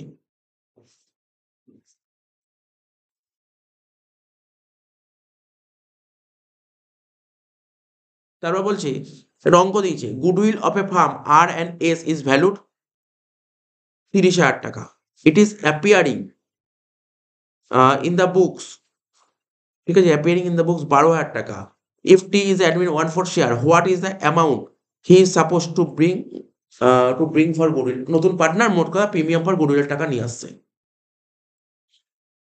নতুন পার্টনার প্রিমিয়াম ফর গুডউইল টাকা নিয়ে জার্নাল কি হবে, বলছে যে গুডউইল মানে ধর কোশ্চেনটা কেমন দিয়েছিল জানিস, সেটা পড়েছিস, অ্যাডমিশন করতে যখন ব্যালেন্স শিটে অ্যাসেট সাইডে অলরেডি গুডউইল 30,000 টাকা ছিল। কি বললাম, ব্যালেন্স শিট অ্যাসেটে গুডউইল ছিল 30,000। আচ্ছা, ব্যালেন্স শিট অ্যাসেটে গুডউইল 30,000 টাকা থাকলে কি করতাম আমরা? ওল্ড পার্টনারদের মধ্যে পার্টনার্স ক্যাপিটাল ডেবিটে লিখতাম টু গুডউইল বলে ওল্ড রেশিওতে ভাগ করেছি। তারপর ইট is appearing in the books, বইতে গুডউইল অ্যাপিয়ার হচ্ছে কত? 12,000 টাকা, তাই তো? তারপর ওই 12,000 যে নতুন থাকতো, যে মানে অ্যাডজাস্টমেন্ট যে গুডউইল থাকতো, তার উপর যে 1/4 করে নতুন পার্টনার প্রিমিয়াম ফর গুডউইল হতো। ঠিক আছে, 12,000 1/4 3,000 টাকা হতো, এটাই হতো। কিন্তু ওরা এখানে কি জানতে চেয়েছে জানিস অপশনটা? ওরা এখানে কি বলেছে, মানে ওরা এখানে যে ফরম্যাটিংটা দিয়েছেন পুরোনো ফরম্যাটের কাজ দিয়েছে। ওরা বলছে গুডউইল ছিল 30,000 টাকা, বইতে তুমি গুডউইল অ্যাপিয়ার করবে 12,000 টাকা, তাই তো? তা 30 ছিল, 12 হলো, তাহলে কত হচ্ছে? বুঝলি তো? বলছে তুমি বইতে গুডউইল দেখাতে হবে, বলছে 12,000 টাকা, it is appearing in the books, বইতে 12,000 টাকা গুডউইল দেখাতে হবে। তাহলে কি হচ্ছে? 30 ছিল, তাহলে কত কমাতে হচ্ছে? এখানে বুঝতে হবে, এখানে অ্যান্সারটা কি হবে। তাহলে 30 থেকে 12 বাদ দিলে কত হচ্ছে? 18,000 টাকা। 18,000 1/4 করলে কত হয়? 6 না, করে দেন। 4,500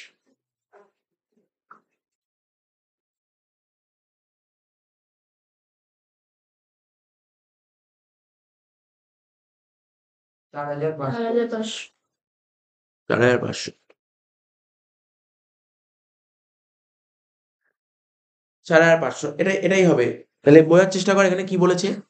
বলছে আর বিজনেস যখন বিজনেস ছিল, ব্যালেন্স শিটে ওদের গুডউইল ছিল 30,000 টাকা। আর বলছে এখানে, ওরা বলতে যে ইট is appearing in the books, তো বইতে গুডউইল অ্যাপিয়ার করবো কত? 12,000 টাকা। ঠিক আছে তো? তাহলে এই যে ব্যালেন্সিং যে গুডউইল হচ্ছে 18,000 টাকা, এই 18,000 টাকা গুডউইল নিয়ে আসতে হবে। মানে মানে 30,000 টাকা গুডউইল ছিল, এবার অ্যাপিয়ার করছে 12,000 টাকা, তাহলে যে বাকি যে 18,000 টাকা গুডউইল হলো, এই 18,000 টাকার 1/4 পোর্শন মানে 4,500 নতুন পার্টনার এই টাকাটা নিয়ে আসবে।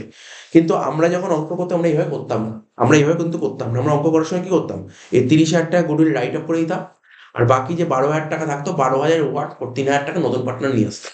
কিন্তু এখানে ওরা যে অ্যান্সার দিতে চাইছে, ওরা 4,500 দিয়েছে অ্যান্সার। ঠিক আছে তো? কিন্তু আমরা যেই কনসেপ্টে করি সেই কনসেপ্টে 3,000 হওয়া উচিত, কিন্তু ওরা দিয়েছে 4,500। অর্থাৎ আমরা যে কনসেপ্টটা ফলো করি এটা নিউ ফরম্যাট ফলো করি। ঠিক আছে তো? ওরা ওল্ড ফরম্যাটের অ্যান্সারটা দিয়েছে, তাই জন্য আমাকে এটা 4,500 টাকা করতে হলো। ঠিক আছে তো? এখন তুই নিজের ফরম্যাট 3,000 করতেই পারিস, তার ক্ষেত্রে তোকে নাম্বার দেবে না, কারণ ওদের কাছে তো অপশনের অ্যান্সার গুলো করা থাকে, তাই না? তো সেই অনুযায়ী ওদের কাছে নাম্বার আসবে। কি বললাম বুঝতে পারলি তো? এটা তোকে পুরোনো ফরম্যাটটাই করে ধরতে হবে, এমসিকিউর ক্ষেত্রে বলছি, এমসিকিউর।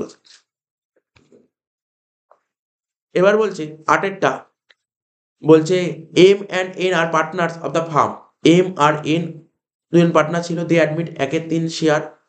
তো বলছে নিউ রেশিও বলে, বলছে কি if future ratio of M and N 2:1, sacrificing ratio কত হবে? স্যাক্রিফাইসিং রেশিও কত হবে? বলছে M and N are partner, আচ্ছা পুরোনো রেশিও বলে দেয়নি অঙ্কে, তাহলে কি হবে? 1:1। পুরোনো রেশিও 1:1, নতুন পার্টনার শেয়ার 1/3। বলছে ইফ ফিউচার, তাহলে করে দেখতে হবে, এটা করে দেখতে হবে।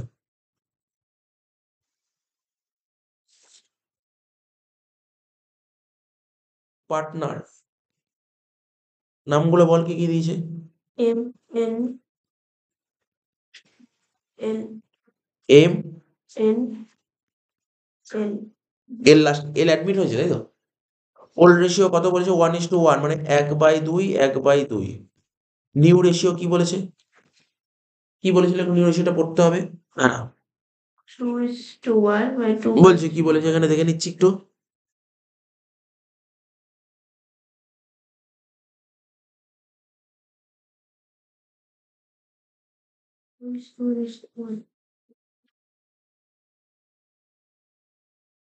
বলছে M and N are partners of the firm, they admitted L for 1/3 shares if future ratio, new ratio of M আর এন 2:1, ওদের নিউ রেশিও হচ্ছে 2:1।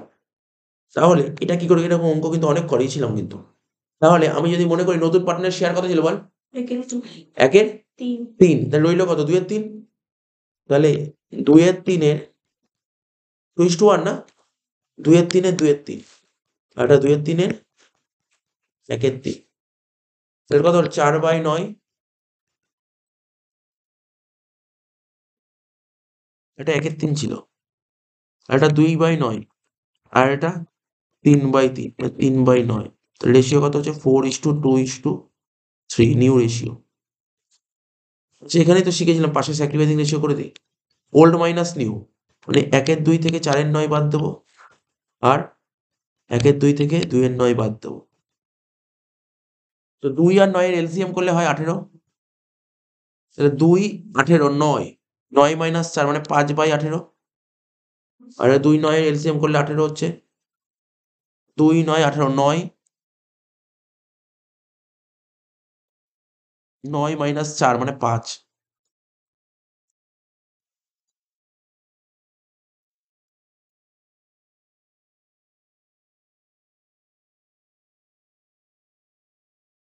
পাঁচ বাই 18, 5/18।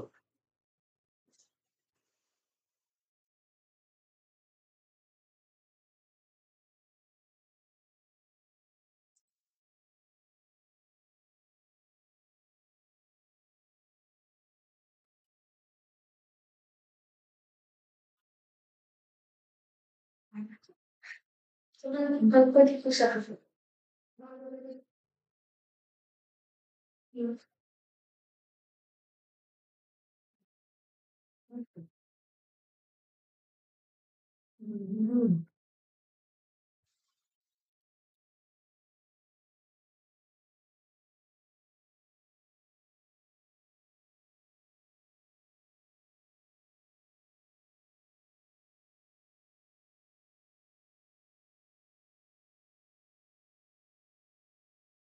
ঠিক আছে, এটাই হবে। 5:5 মানে 1:1 হবে, এখানে অপশন দেয়নি 1:1।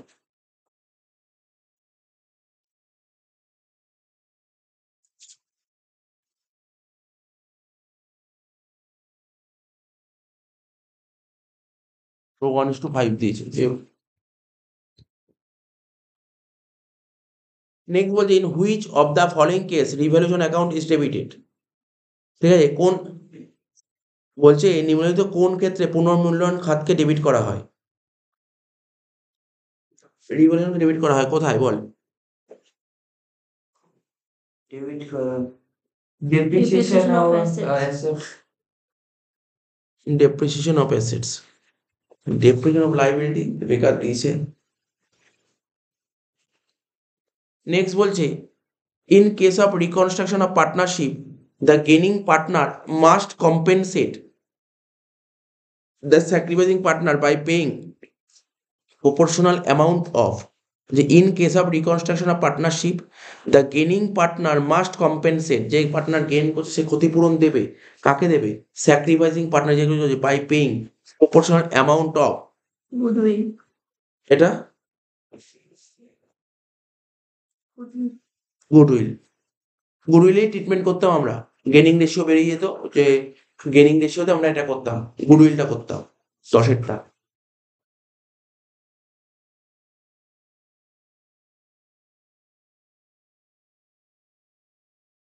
বলছে basis of accounting of joint stock company, joint stock কোম্পানির বেসটা কি? এটা কি accrual basis, cash basis, mix basis, কোনোটিই নয়।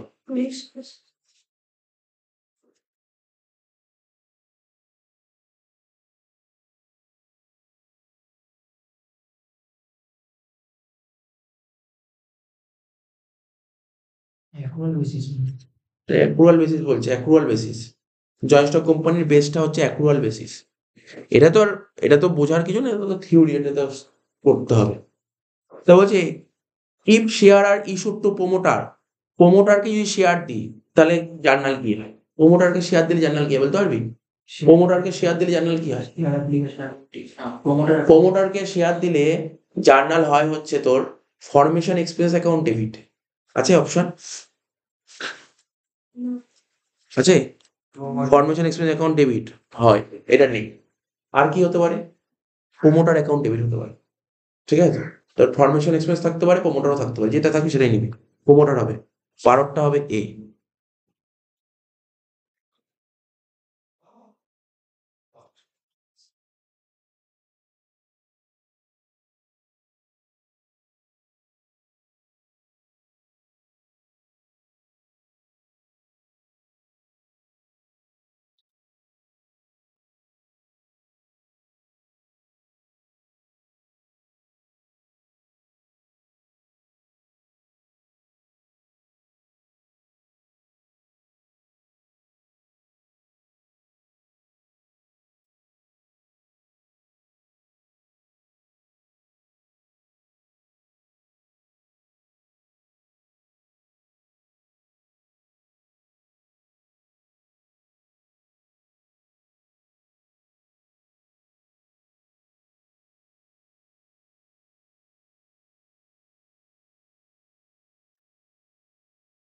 ক্লাস চলছে।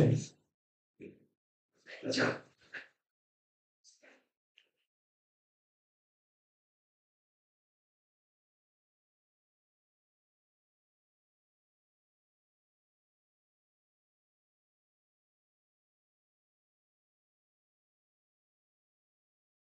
জার্নালটা কি হবে জানিস তো? আমি বলছি, প্রোমোটারকে যদি শেয়ার ইস্যু করি তার জার্নাল হয় গুডউইল অ্যাকাউন্ট ডেবিট, কেউ গুডউইল লেখে, কেউ ফরমেশন এক্সপেন্স লেখে, প্রোমোটার না। প্রোমোটারকে শেয়ার দিলে জার্নাল প্রোমোটার হবে না। প্রোমোটারকে শেয়ার দিলে জার্নাল হবে হয় গুডউইল অ্যাকাউন্ট ডেবিট, নাহলে ফরমেশন এক্সপেন্স অ্যাকাউন্ট ডেবিট। কি বললাম? গুডউইল নাই ফরমেশন এক্সপেন্সেস। তাহলে এখানে তো গুডউইল ফরমেশন এক্সপেন্স কিছুই নেই, তাহলে কোনটা হতে পারে? সেক্ষেত্রে রিজার্ভ অ্যান্ড সারপ্লাস লিখতে পারিস। সেক্ষেত্রে রিজার্ভ অ্যান্ড সারপ্লাস লিখতে পারিস। মানে অরিজিনাল জার্নাল বলছি, তুই বই দেখবি, বইতে লেখা আছে মানে প্রোমোটারকে যদি শেয়ার দেওয়া হয় তাহলে জার্নাল হয় হচ্ছে ফরমেশন এক্সপেন্স অ্যাকাউন্ট ডেবিট হতে পারে, গুডউইল অ্যাকাউন্ট ডেবিট হতে পারে, বা কোনো কোনো বইতে এটাও লেখা থাকতে পারে ক্যাপিটাল রিজার্ভও লেখা থাকতে পারে। ঠিক আছে তো? এই তিনটের মধ্যে একটা পয়েন্ট পেয়ে যাবি তুই। ঠিক আছে তো? এটা কারেক্ট অ্যান্সার। তাহলে এখানে আমি রিজার্ভ অ্যান্ড সারপ্লাসটা করছি। ম্যাক্সিমাম ফিজ ফর, কি লেখা আছে এটা? Issuance of each share certificate after first as per Company Act 2013 is, বলছে প্রথমবার ছাড়া, এটা ভালো করে দেখে নে, প্রথমবার ছাড়া একাধিকবার শেয়ার সার্টিফিকেট নেওয়ার জন্য প্রতিবার সর্বোচ্চ ফিস কত দিতে হয়? 1 টাকা, 20 টাকা, 10 টাকা, 50 টাকা। 10 টাকা। 50 টাকা বলছে।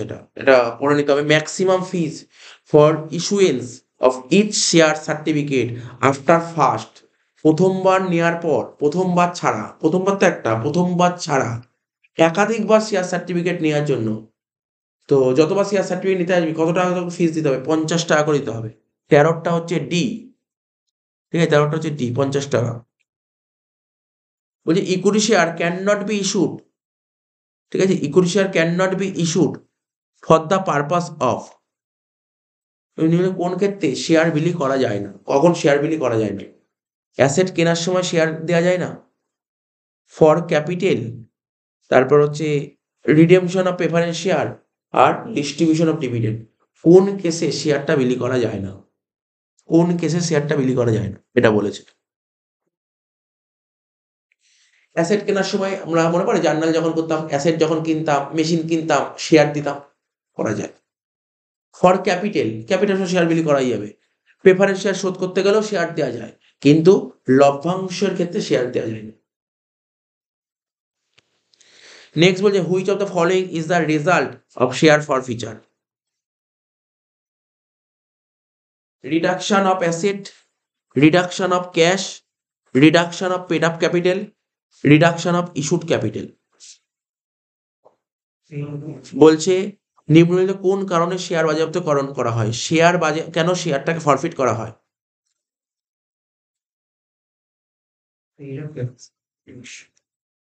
প্রথম দুটো পয়েন্ট আসছে না, একটু শিওর তোর আসছে সি আর ডির মধ্যে, তো সুতরাং এটা দেখ কি হবে।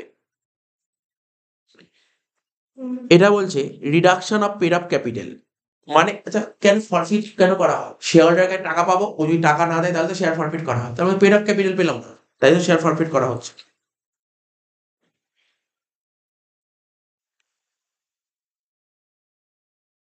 তারা বলেছে when a company purchase own share, when a company purchase own share,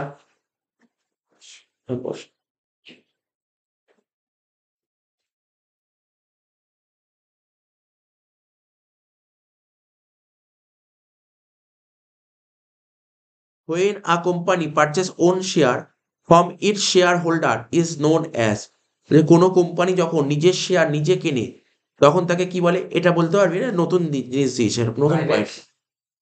buyback share, buyback share. কোনো কোম্পানি নিজের শেয়ার দিয়ে, এরকম এমসিকিউ দেবে না পরীক্ষায়, টাফ টাফ এমসিকিউ দিয়েছে, এগুলো খুব হাই লেভেলের। Buyback share. তারা বলছে rate of commission payable on the issue of debenture, question দেবেই না। ডিবেঞ্চারের ক্ষেত্রে আমরা যে ওই কলেজে করাচ্ছি আজকে, আছে আন্ডার রাইটিং কমিশন, আন্ডার রাইটারদের কমিশন ম্যাক্সিমাম 5% হয়, তার বেশি হয় না, কিন্তু ডিবেঞ্চারের ক্ষেত্রে 2.5%। ডিবেঞ্চারের ক্ষেত্রে 2.5%। ঠিক আছে তো, মাথায় রাখবি ডিবেঞ্চারের ক্ষেত্রে 2.5% হয়। তো এই সমস্ত কোশ্চেন দেবে না পরীক্ষায়।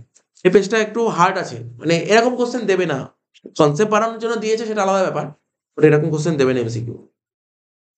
Issue of share not to public but to a selected group of people is called, এটাকে কি বলে? Private placement, IPO, right issue, none of this.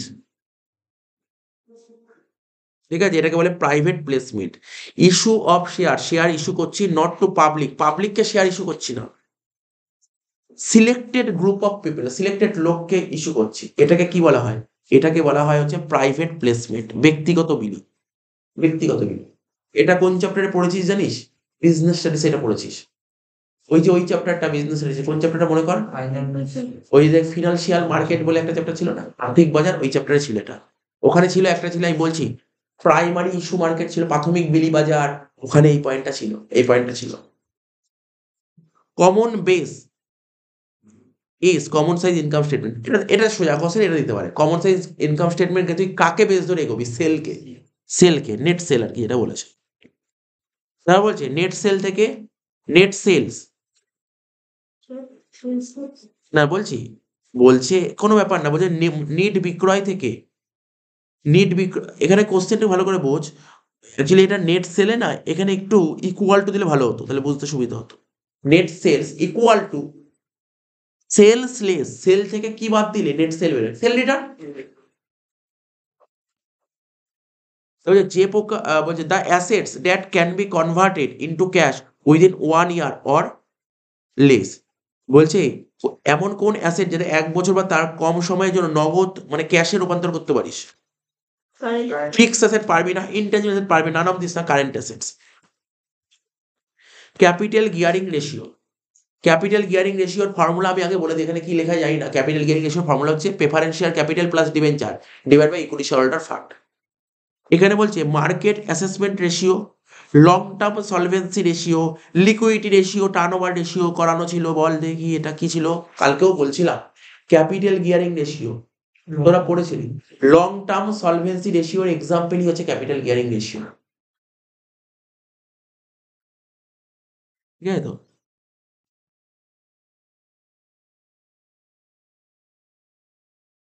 এই এমসিকিউ করতে গেলে বাংলাগুলো কিন্তু খুব একটা, মানে যত পারবি কম পড়বি, কারণ বাংলাগুলো কি সব লেখা আছে দেখ। বাংলাগুলো লং টার্ম সলভেন্সি রেশিওর বাংলা কি লেখা আছে? তাই লেখা আছে, সচ্ছলতার অনুপাত। দেখছি আমি, দেখছি এক মিনিট।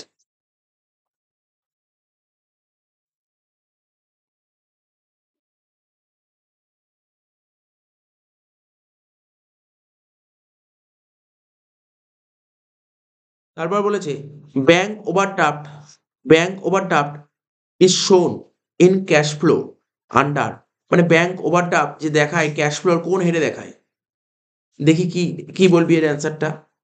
আমরা ব্যাংক ওভারড্রাফট কি করতাম জানিস? ক্যাশ ফ্লো করার সময়, ক্যাশ ফ্লো করার সময় ব্যাংক ওভারড্রাফট কি করতাম? এটাকে আমরা ফাইন্যান্সিং অ্যাক্টিভিটিস হিসেবে, পেমেন্ট হিসেবে লেস করে দিতাম। কিন্তু এখানে তো এই পয়েন্ট নেই। আমি কিন্তু বলেছিলাম, বারবার একটা কথা বলেছিলাম, ব্যাংক ওভারড্রাফট 3টে কাজ করতে পারি, 3খানা কাজ করতে বলেছিলাম, কিন্তু আমরা আমাদের অঙ্কের সুবিধার জন্য ফাইন্যান্সিং ধরবো। ব্যাংক ওভারড্রাফটটাকে তুই কারেন্ট লায়াবিলিটি ট্রিট করতে পারিস, তুই ক্যাশ অ্যান্ড ক্যাশ ইকুইভ্যালেন্ট নিতে পারিস। মনে করার চেষ্টা কর, কারেন্ট ব্যাংক ওভারড্রাফট কি কারেন্ট লায়াবিলিটি ধরিস, তাহলে ওখানে ওই অপারেটিং এ প্লাস মাইনাস হবে। 1 নম্বর। 2 নম্বর, ক্যাশ অ্যান্ড ক্যাশ ইকুইভ্যালেন্টের মধ্যে কি নীতি? ক্যাশ আর ব্যাংক নীতি, ব্যাংক ওভারড্রাফট তোর মধ্যে আসে। তো দুটোই ঠিক। দেখি এখানে অপশন কি এসছে ওদের, ওদের অপশন কি আছে? বলছে ব্যাংক ওভারড্রাফট কারেন্ট লায়াবিলিটি হতে পারে, ঠিক আছে তো। তারপর হচ্ছে ক্যাশ অ্যান্ড ক্যাশ ইকুইভ্যালেন্ট হতে পারে, কারেন্ট অ্যাসেট তো হতেই পারে না, কোনোটাই নয়।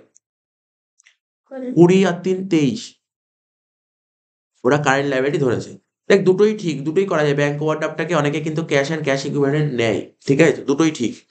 তো ওরা এখানে কারেন্ট লায়াবিলিটি দেখিয়েছে, ঠিক আছে তো, বাট আমার কাছে দুটোই ঠিক লাগছে, আমি তো দুটোতেই রাইট মেরে রাখলাম। এবার বলছে নেট প্রফিট, তুই বের করতে থাক।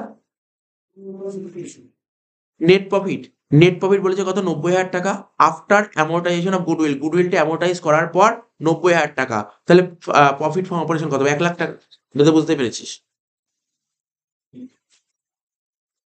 বুঝছো 1 লাখ টাকা কেন হলো? আমরা যখন প্রফিট কি করে করতাম মনে করার চেষ্টা কর। অপারেটিং প্রফিট কি করে বের করতাম? ক্যাশ ফ্লো স্টেটমেন্টে প্রথমে কি লিখতাম? পিবিটি লিখতাম। তার সাথে কি করতাম? গুডউইল যোগ করতাম, বিয়োগ করতাম, কি করতাম? যোগ করতাম। ব্যাস হয়ে গেল। এবার বলেছিল কি একটা ডিফারেন্স লেখো, ফিক্সড ক্যাপিটাল হয় ফ্লাকচুয়েটিং ক্যাপিটাল। বলে একটা ডিফারেন্স বল, ফিক্সড ক্যাপিটাল হয় ফ্লাকচুয়েটিং ক্যাপিটাল।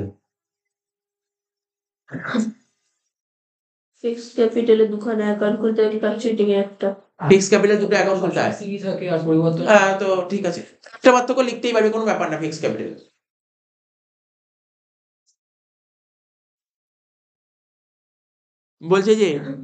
বলছে যে name two situation when fixed capital can change. Fixed capital change হয় এমন দুটো সিচুয়েশন লেখো।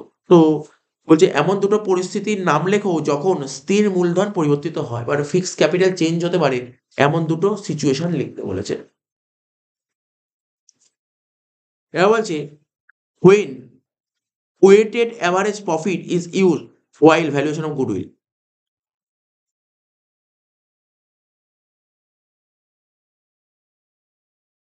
In what category is goodwill classified? ওটা গুডউইলের ক্লাসিফিকেশন জানতে চেয়েছে।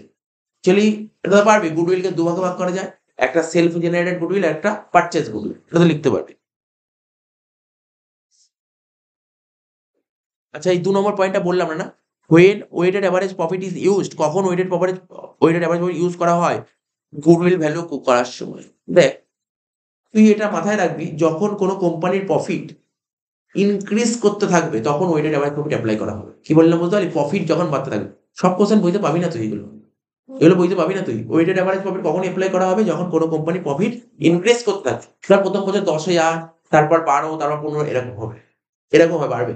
এরকম স্যার এরকম প্রথম বছর 10 হলো, তারপরে 11 হলো, তারপর 9 হলো, হবে না, ইনক্রিজ করতে হবে।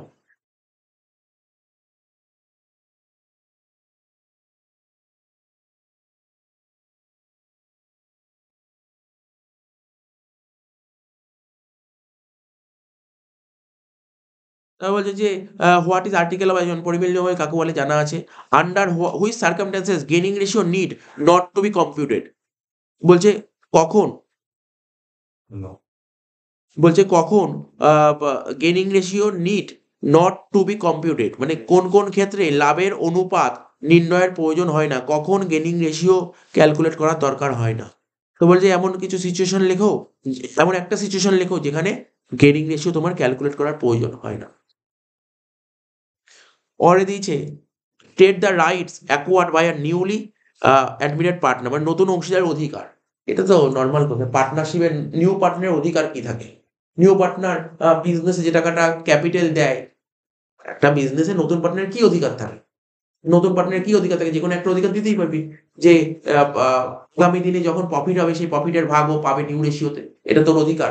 বিজনেসে যা অ্যাসেট আছে ও সেই অ্যাসেটের ভাগিদার ও, তারপর এইগুলো তোকে লিখতে হবে।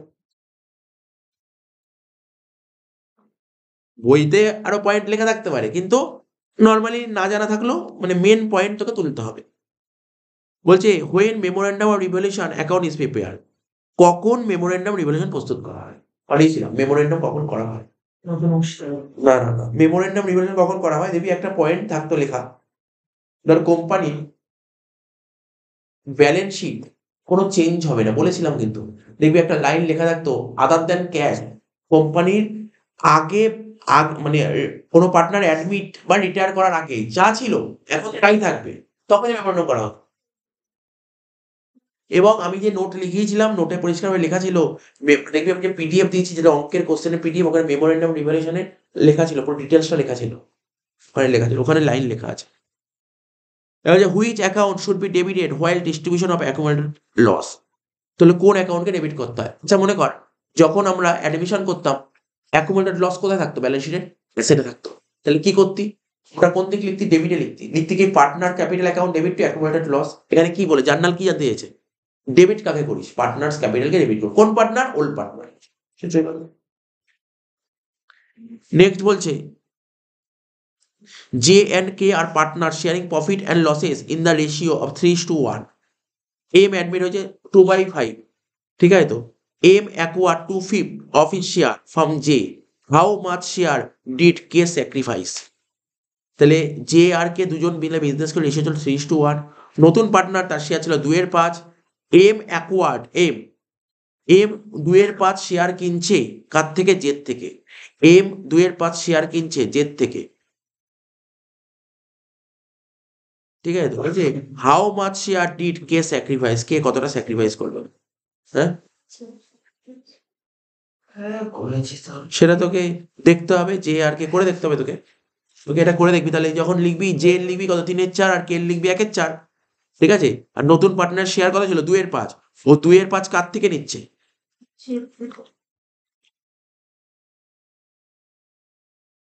বলছে M acquire 2/5 of his share from J, পুরোটাই জেড থেকে নিয়ে নিচ্ছে, তাহলে কি how much share did K sacrifice, কে আবার ত্যাগ করলো কোথায়? এ তো কোনো ত্যাগই করেনি, ও তো পুরোটাই তো ইয়ের থেকে নিয়ে নিয়েছে। তাহলে এটা লেখা উচিত ছিল, এটা যে না লিখে, বুঝিস তো, হুম। কে লেখা উচিত ছিল।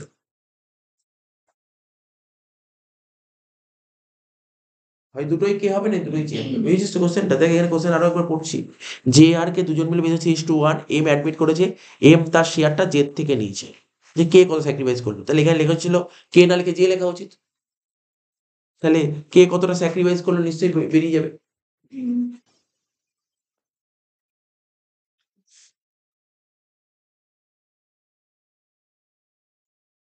তা বলছে রিজার্ভ ক্যাপিটাল কাকে বলে, সংরক্ষিত মূলধন। তো যে ডেফার্ড শেয়ার মানে বিলম্বিত শেয়ার কাকে বলে? এবার একটা অঙ্ক দিয়েছে, বলছে স্টক টার্নওভার রেশিও বলছে 8 টাইমস, অ্যাভারেজ স্টক বলে 40,000, কস্ট অফ গুডস সোল্ড বলছে 20% profit on sell, fine profit. এটা করে দিয়েছে, এটা ঠিকঠাক অঙ্ক আছে।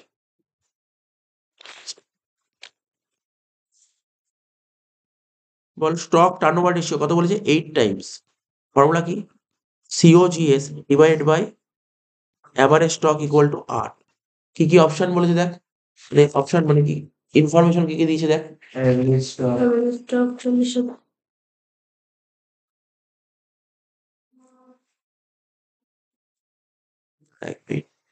অ্যাভারেজ স্টক 40,000, তাহলে সিওজিএস কত হবে?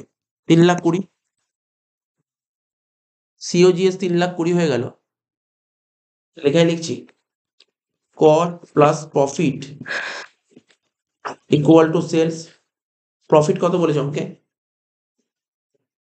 20%। তাহলে সেল যদি 100 হয়, প্রফিট 20, তাহলে কস্ট 80। কস্ট 3,20,000 হলে কি জানতে চাই তোর কাছে অঙ্ক? ইয়ে profit gross profit on sales. Gross profit জানতে চাই, তাই তো? তাহলে কত হবে? না প্রফিট, শুধু প্রফিট। প্রফিট মানে প্রফিটই হয় আর কি, 3,20,000 ইন্টু 20/80 মানে 4, মানে 80,000।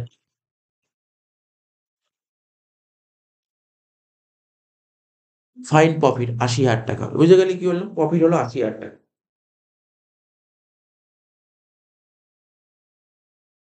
বোঝা গেল? নেক্সট কোশ্চেন দেখ, বলেছিল, বলছে right one disadvantage of ratio, রেশিওর একটা ডিসঅ্যাডভান্টেজ লেখো। তারা বলছে who are the internal user of financial instrument, sorry statement, financial statement মানে আর্থিক বিবরণী ইন্টারনাল ইউজার, ঠিক আছে? ইন্টারনাল ইউজার কারা? ফিনান্সিয়াল স্টেটমেন্ট মানে আর্থিক বিবরণী, আর্থিক বিবরণীর আভ্যন্তরীণ ব্যবহারকারী কারা? দেখ দু রকম ব্যবহার করি, একটা আভ্যন্তরীণ হয়, একটা বাচ্চা, একটা ইন্টারনাল হয়, একটা এক্সটার্নাল হয়। এক্সটার্নাল কাকে বলে আমি বলছি, আমি আভ্যন্তরীণ কটা বলছি, একটা বলেছে না দুটো বলেছে? একটা একটা বলেছে।